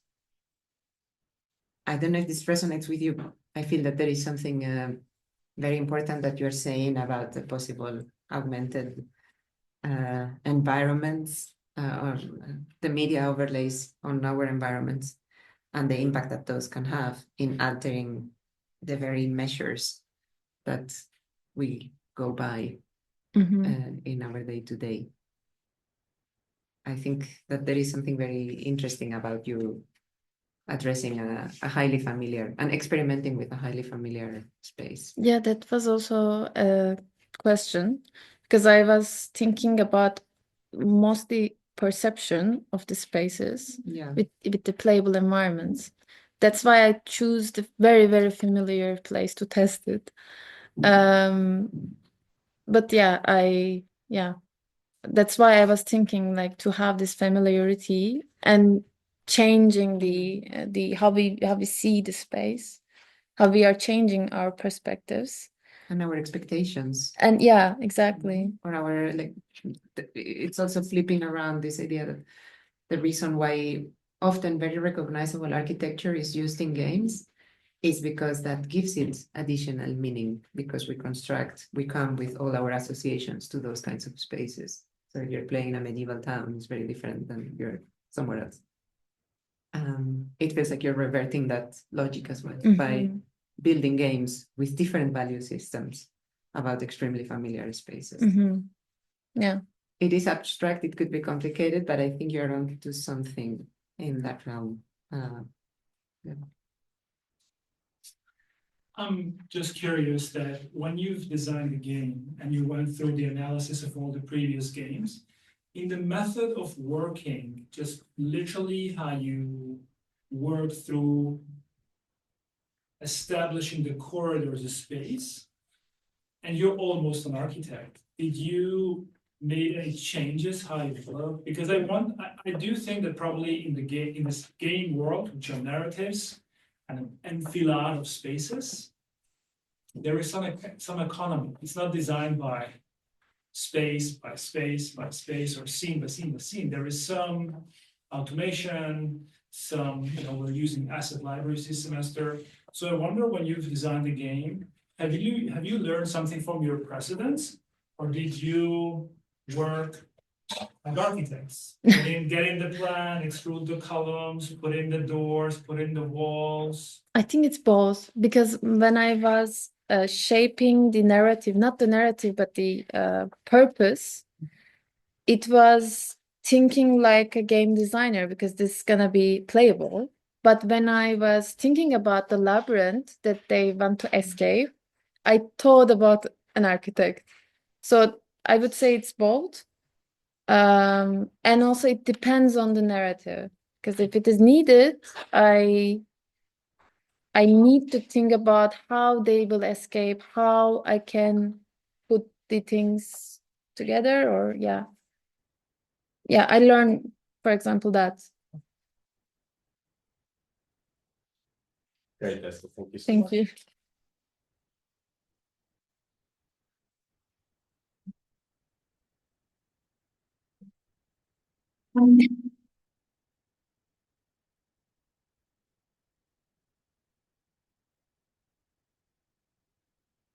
Hello, my name is Orkan, and Orkan Hasanov. Nice to meet you guys. And my pre-diploma thesis research was mainly about the performance spaces.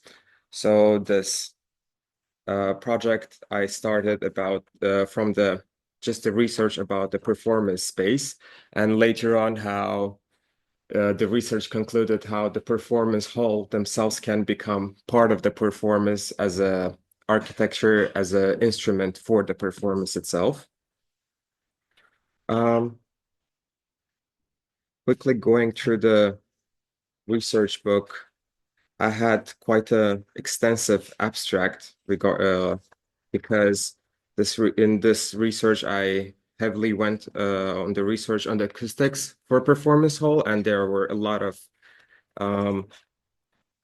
terminologies like reverberation time, decay times, and quite different characteristics and other characteristics of performance halls and regarding their acoustics. So that's why the abstract got quite a longer version. And as I said, then this was kind of a motto also for the research itself, like the Shakespeare's quote, like all the world is a stage and all the men and women are merely the players. So that quote really resonated with me a lot, and from there I just started my research. And as I said, the research mainly started with the analysis of the existing, like the history of performance, starting from the ancient Greek, then going to the types of stages, how do they work throughout the whole history of performance. And yeah, going to the different layouts, like we have the shoebox, the vineyard, and many other types of the performance halls. And as I went deeper into the research, I got into the principles of architectural acoustics, going to understanding what presents a good acoustical environment for the performance halls themselves. Then, as I continued my research, I really wanted to get away from just the precedental research and wanted to experiment myself.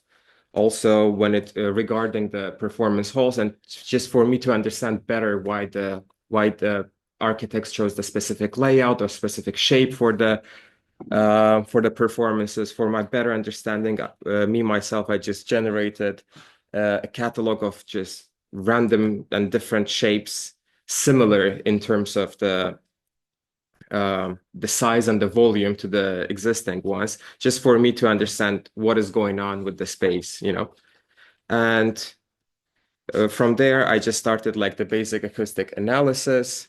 And here you can see like the part of the family that I chose specifically for for the acoustics, and amongst these performance spaces, I also wanted to try a couple of the spaces like with corridors and stuff where I could apply the similar logic somewhere else within the building rather than just a performance hall. And from there, I just move on to a selection of a couple of shapes from there just to go for further analysis. And here I was analyzing the sound distribution. Unfortunately, it's not seen. Here you could see the sound distribution in terms of how the sound gets reflected through the space by the walls and the ceiling.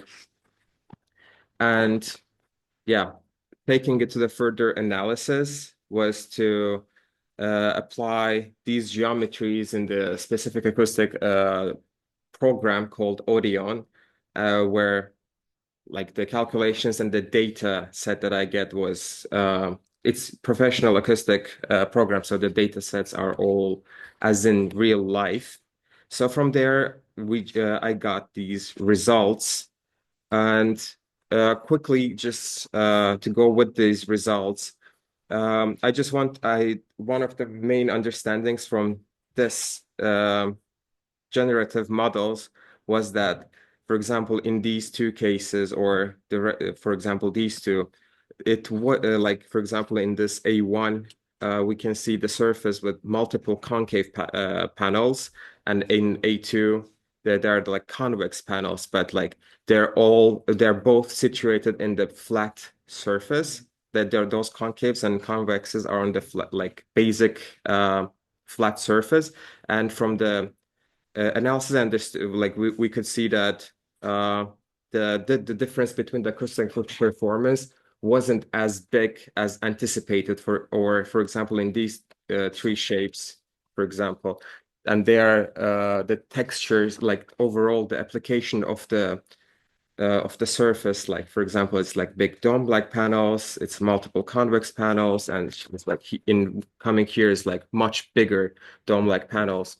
The acoustic performance wasn't that different because like if we primitivize the shape itself, it was like a vault, so it just acted like a vault rather than those incisions, like making domes on the surfaces didn't really change much regarding the acoustics. And from there on, I just understood that it would be better for me to come back to the basic primitive shapes rather than just go deeper into the generative models. And here I took the shoebox shape, the same volume as the Musikverein, and just experimented with the ceiling between the convex and concave, where the difference between them was more seen, and it was mainly seen in the reverberation time, and in any other acoustic parameter, it was very similar, except the reverberation time. And second, yes. So in this volume, for example, the reverberation time was with the concave ceiling was 3.3, whereas with the convex ceiling it was 1.1 to 1.7, whereas the rest of the parameters like sound pressure levels and STIs were not that different. So from there, I just got to the idea like, oh, okay, that's quite an interesting observation where nothing really changes except the reverberation time. And how could I use this change of reverberation time in the performance hall itself? And from there, like I went back to the research that I did on the layouts of the performance halls, where I also noticed that most of the performance halls have multiple stages for multiple different uses. And I came to the conclusion that they have multiple different functions, multiple different places for different performances, because every performance needs their own optimized reverberation time. And the idea of trying to create a performance hall where you could accommodate actually wide range of performances, where the reverberation time could adjust to the performance became the core of the idea. And from there on, I also had to create the spatial organization rather than just the acoustic building system as well. And regarding the layout, I wanted to work mostly on the layout where everyone gets equal treatment, both in the acoustics and both in the sight lines. So from there, I moved to the stage design, to the auditorium design, where every piece of fragment where the people are going to be situated are designed so that they all have the normal sight line, normal meaning like 90% to the center of the stage, sight lines, so that it's uninterrupted, and later on going to the heights and the applications of those fragments to create such a auditorium where every single agent sitting in the performance hall gets their own individual sightline uninterrupted by the back of the heads of other visitors. For example, like we can see here where in the section we can see that none of the sightlines did collide. And from there, this type of vineyard performance hall with the capacity of 3,280 people came out. And as I said, like at some point I went back to the research phase of the precedents, and I found quite an amazing thing that resonated with me a lot is the invisible framework of trigonometry. And this was mainly two reference project, which was Renzo Piano's performance hall in Rome, as in the picture, and Jorn Utsen's Sydney Opera Hall. And when I was researching them, I just found out that for both performance halls, the architects heavily focused on the trigonometric application in the architecture, whereas they didn't play such big role on the performance themselves. And it felt like it quite resonated with me a lot because I'm also interested in that and also wanted to apply that in my architecture.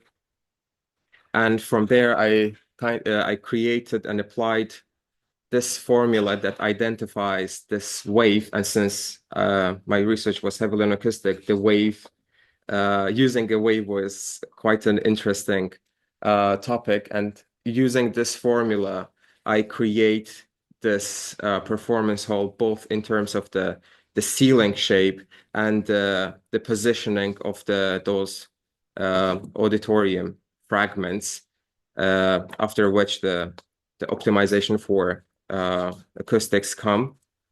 And these are the changes that I was talking about, like how to control the reverberation time for each performance. So as you can see, the ceiling is always shifting between concave and convex. And to create that shift between concave and convex ceiling, I created this pixelated ceiling, acoustic ceiling panels, where according to the performance, they change the acoustical performance of the space by just moving up and down in the with like 4 meters up and down. And with that, I can freely manipulate the acoustic of the performance hall itself. And yeah, and this gives me the flexibility with the performance scenarios where I can have in a single performance hall, unlike many performance halls that have multiple stages, I can have a single performance hall where I can accommodate the symphonic music, opera, drama, amplified performances, experimental music, and even a speech like TED Talks. And yeah. And like and having the ceiling like that gave me the flexibility to make the architecture become the instrument for the performance, and the performance itself rather just being a space where performers come and perform and leave. So it becomes a communication tool for the artists to convey their message to the audience better. So yeah, this is it.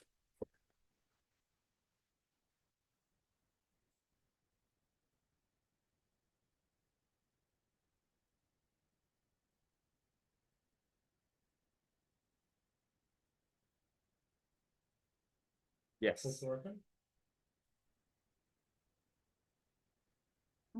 Maybe going to the book itself. Oh, okay.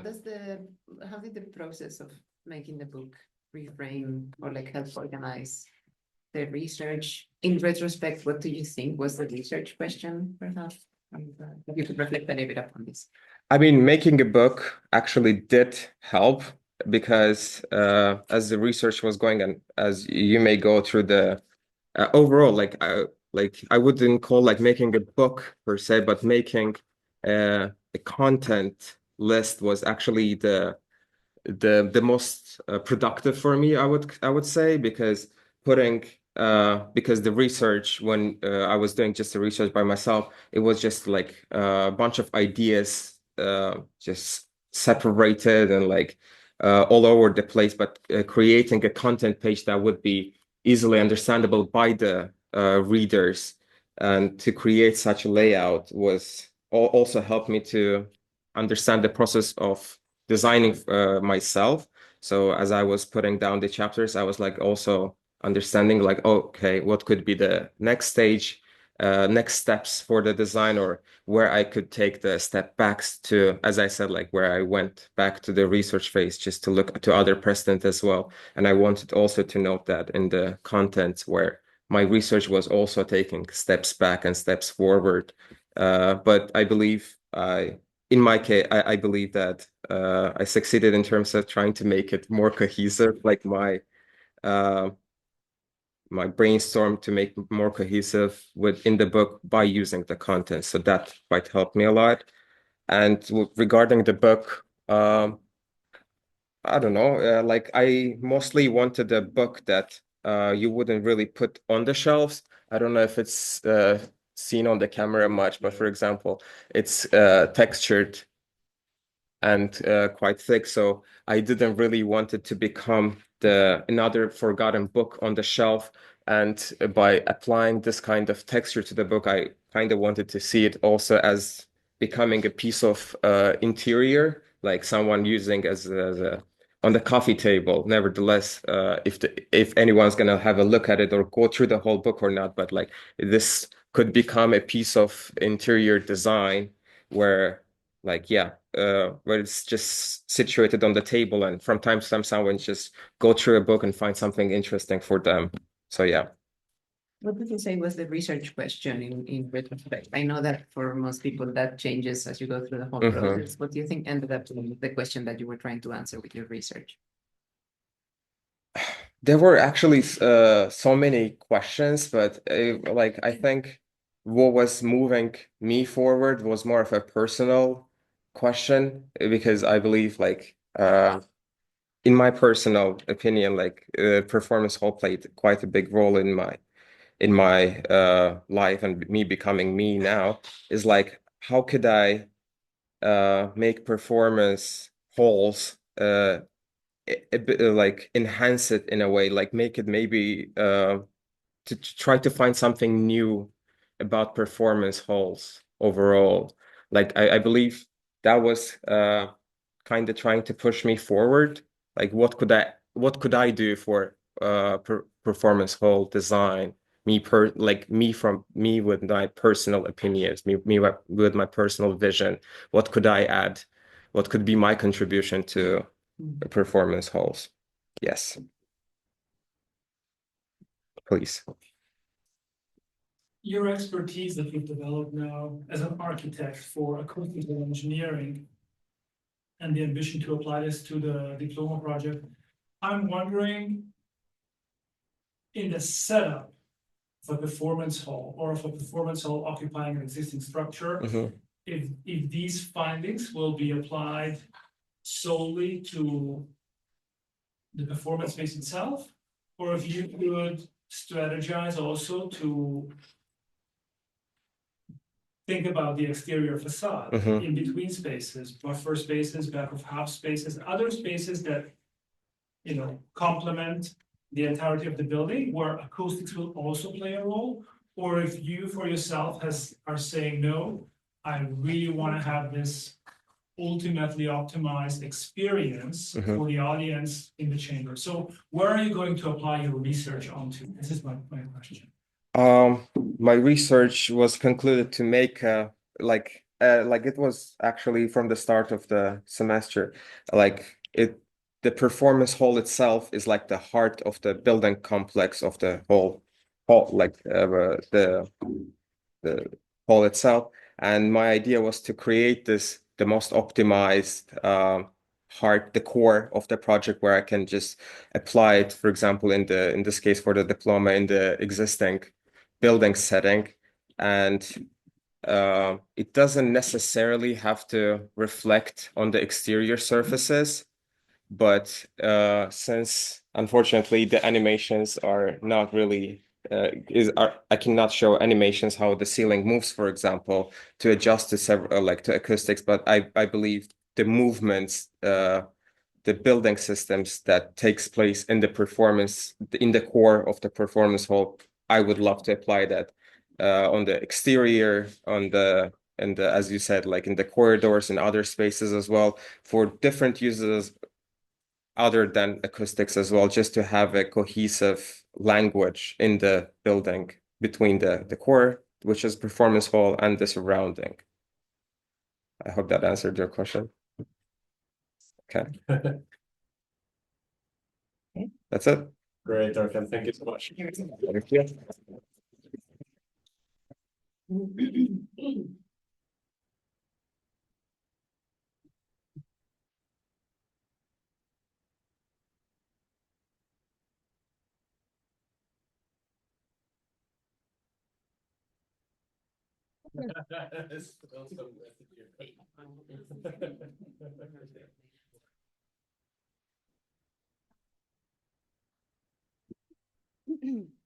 Sorry.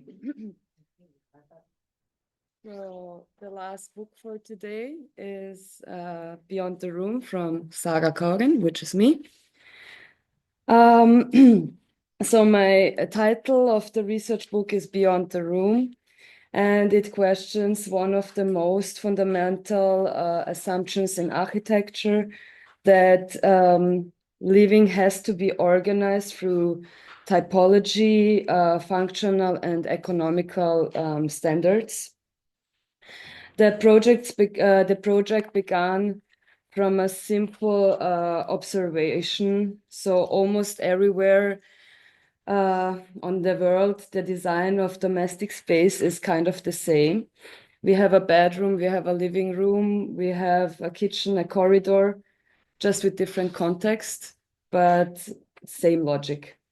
And yet people, rituals, habits, and needs are not really included into this planning system. So this research asks, what would architecture look like if we design not from function, but from comfort, ritual, and atmosphere?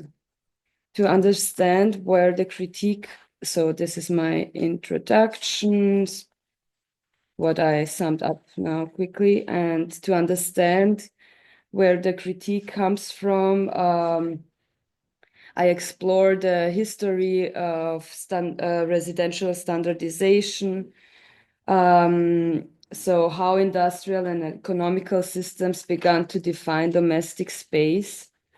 It starts with the Frankfurter Kitchen from Margarete Schütte-Lihotzky, which we all know, in 1926. It was very revolutionary what she did, but it also introduced the Taylorist idea of efficiency into the home. So treating domestic labor like factory work, kind of. Then came to the modernist housing project Le Corbusier, United Habitation, or Ernst Mayer's housing estates, and later the failed utopia Purotti Ego. Each promised equal through standardization, but in reality, the systems controlled how people lived. So I argue that standardized floor plans with its fixed functions and circulation hierarchies has become an ideologic tool, and it tells us how to live before we even move in. So the question is, can we break this functional ideological tools? And with the critique, I also come with the theory frameworks where people already start analyzing diagrams of comfort itself.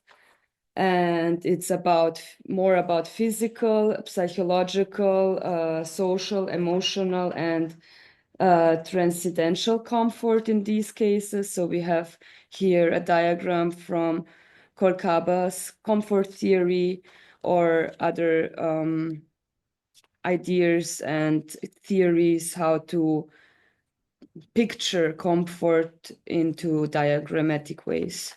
So human-centered comfort. So it's always about the human and the surrounding. Like here we have what plays the role in a human life to feel comfortable: the temperature, the airspeed, the humidity, the insulation of the clothes, these kind of things.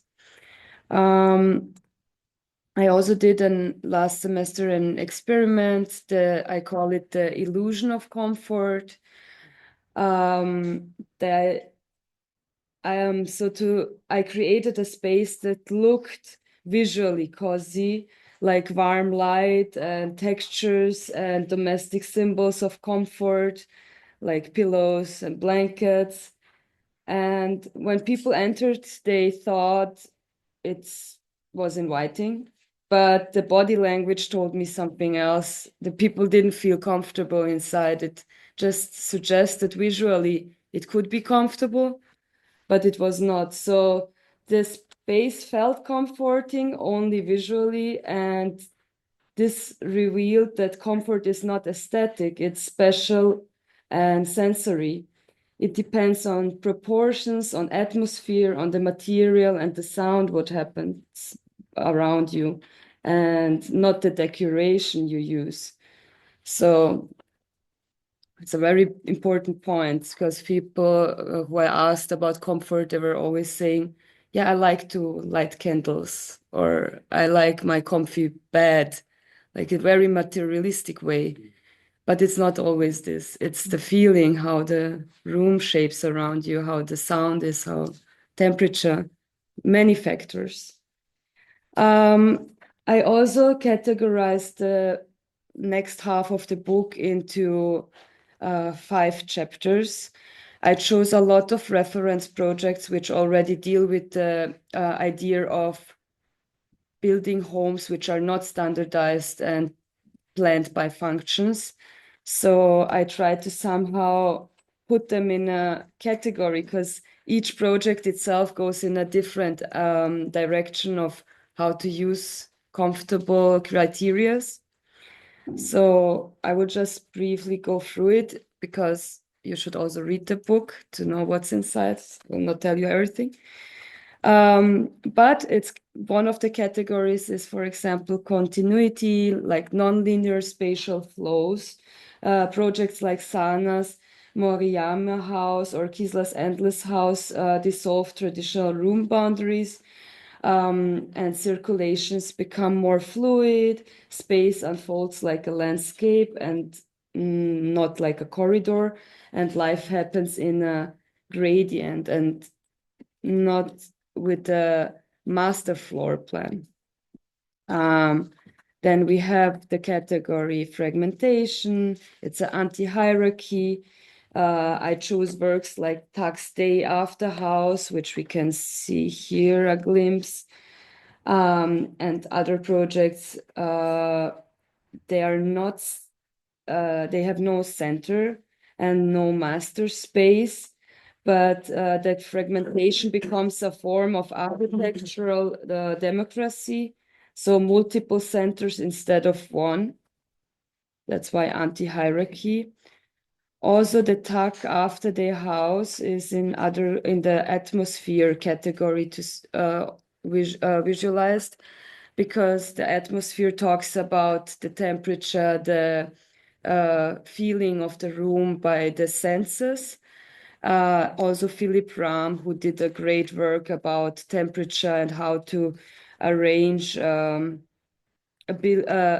room according to the temperature of the need. So I'm writing in this chapter about these criterias. Then we have also the performance, political or existential subvention. Here I have as example the Arakawa Jin's reversible destiny lofts, which can also be booked by Airbnb if you want to explore them yourself in Japan.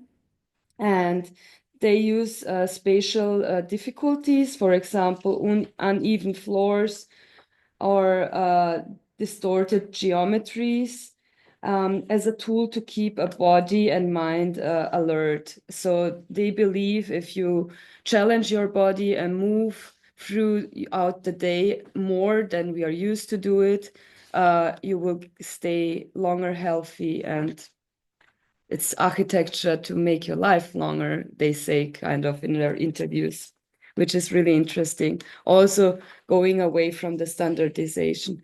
The last category is the non-typological system, where I chose as an example the Toyo Ito's POW for the Tokyo Nomad Girl, which is a really interesting project because he uses the human needs and formulates them in kind of furniture, where you can see here, for example, this furniture is made to relax, maybe listen to some music, have their private time.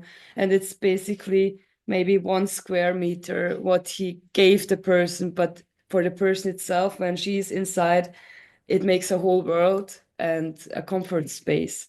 So it doesn't need always to be a big room or a space itself. It can also be in form of a furniture or a gadget, or so it's very scalable. So that was the last category, and here we see Philip Ram's example again with the room of the different temperature zones.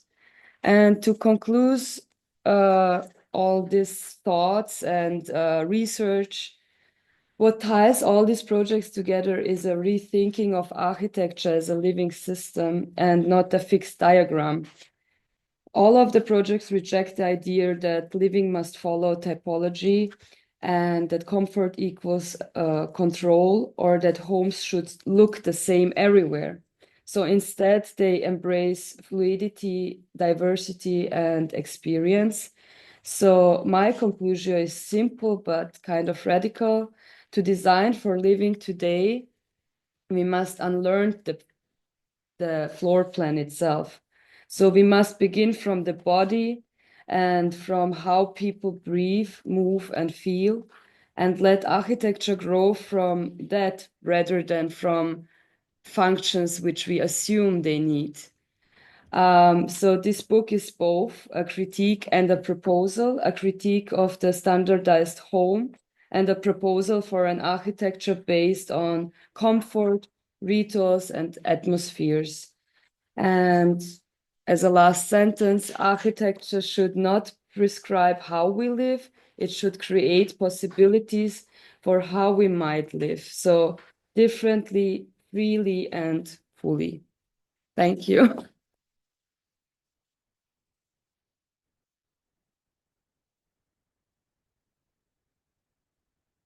Thank you so much. Nice to see that now you present the book like that you emphasize the oppositional parts of the project, the kind of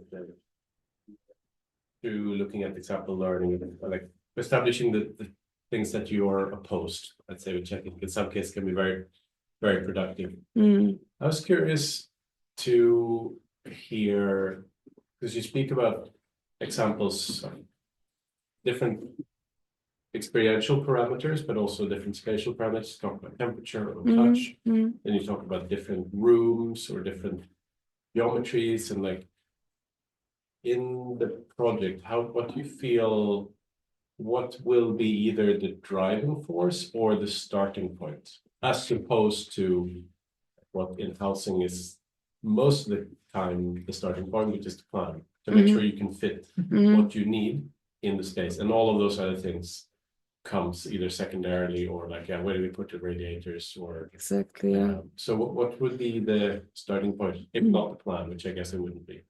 Mm-hmm. So I was thinking how I could analyze this further with the time span of many years, because I don't have that now.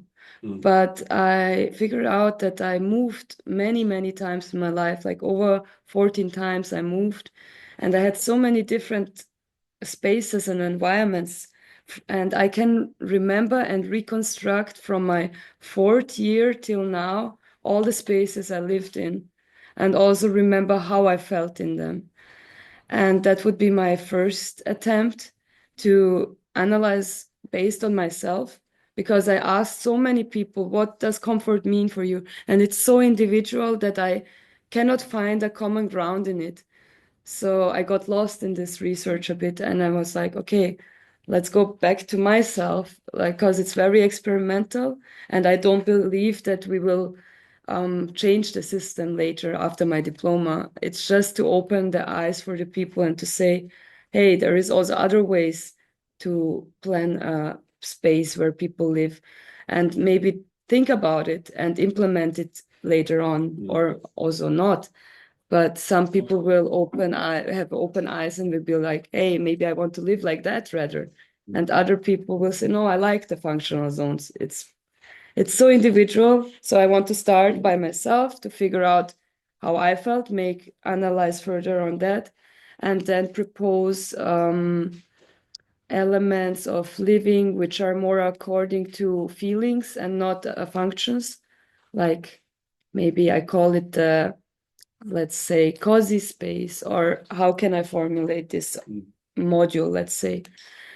And I don't know where it will lead me to, but I want to stay experimental.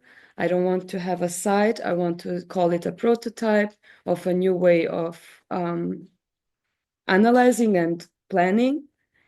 And a big challenge for me is to step out of the box and do it. Because since years, I'm forced to plan functional, which makes sense. It's the economy needs this rules, I would say. But to step out of this and to say, okay, let's not start from the corridor, and then left is the bathroom and right is the sleeping room, and in front of like these basic rules. How do we start to plan? It's a really good question. And that's what I want to explore this semester and exhibit in the end, and maybe open some eyes or not. Let's see. Do you think you're saying that architecture cannot or should not be universalizing, meaning applying a general rule to a mass of people? Like, are you kind of standing against that? Yes and no, because making a mass product, let's say, for everyone, implements that it's based on the idea that it's affordable for a lot of people. So it's always the background idea, this economy and money. So does it work out in the real world? But in my case, I want to put this category on the side and say, what if we think about human beings and about needs? Then it becomes individual. As I said in my research, I researched so much what is comfort. Everyone said something else. And there I also understood people would rather, I think, live individual, because everyone is different, than in a mass produced environment. But mass production gives the opportunity people to have a space and live, because not everyone can afford individuality, unfortunately. I wonder if the word is really, Or maybe the wording is wrong, but Individuality. Yeah. That is maybe the only one that feels it. I know what you mean. Yeah. That is a case by case.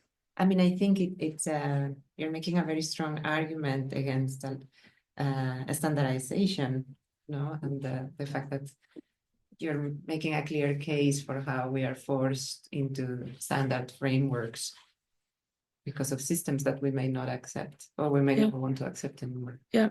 And that is very strong. What would be interesting as well is to how do you envision the relationship of the architect as a professional, or are you now saying like anyone is a homemaker and we can consider architecture something outside of this professionalization or a professional framework?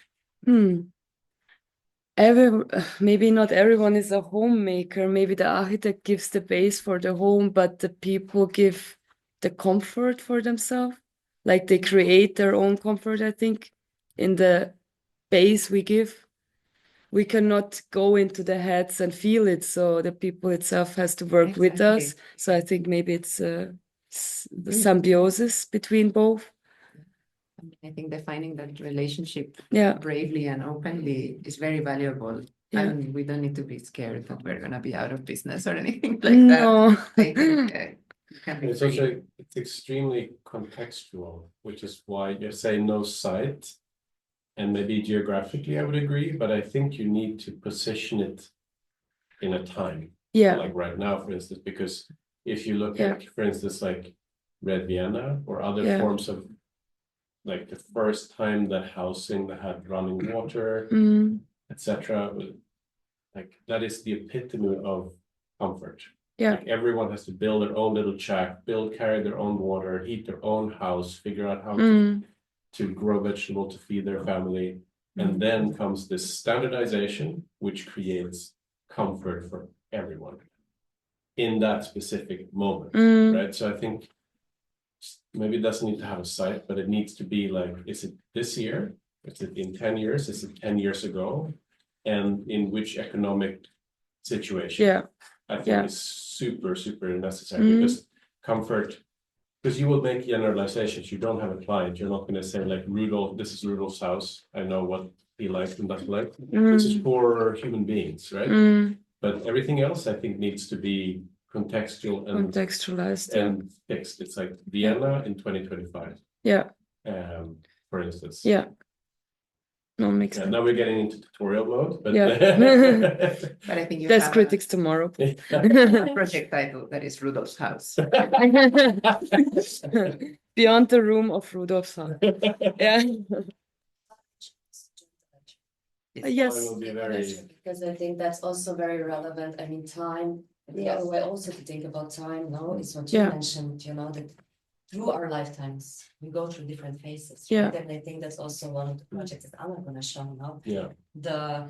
Where the project can be generic, but still be flexible. So, you know, in terms of learning, learning approaches, or even more approaches. And you to close, speak a little bit about making a book, both materially the book, but also the way of organizing your Making thoughts. the book. Because it was So seems like you've come a long way.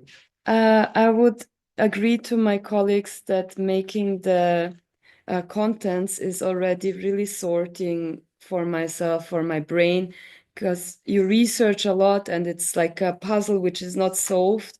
And this is kind of the solved puzzle in the brain, which helps a lot to find the guideline throughout the diploma project. The binding itself, it's called the Japanese binding, which sounds which looks a bit complicated, but it's actually quite easy because you are sawing through holes. And the sawing itself is not the hard part. The hard part is making the holes in the paper. But yeah, actually it's very simple made. It looks complicated, but it's simple. Maybe also my topic. It looks complicated, but it should be simple in the end. Yeah.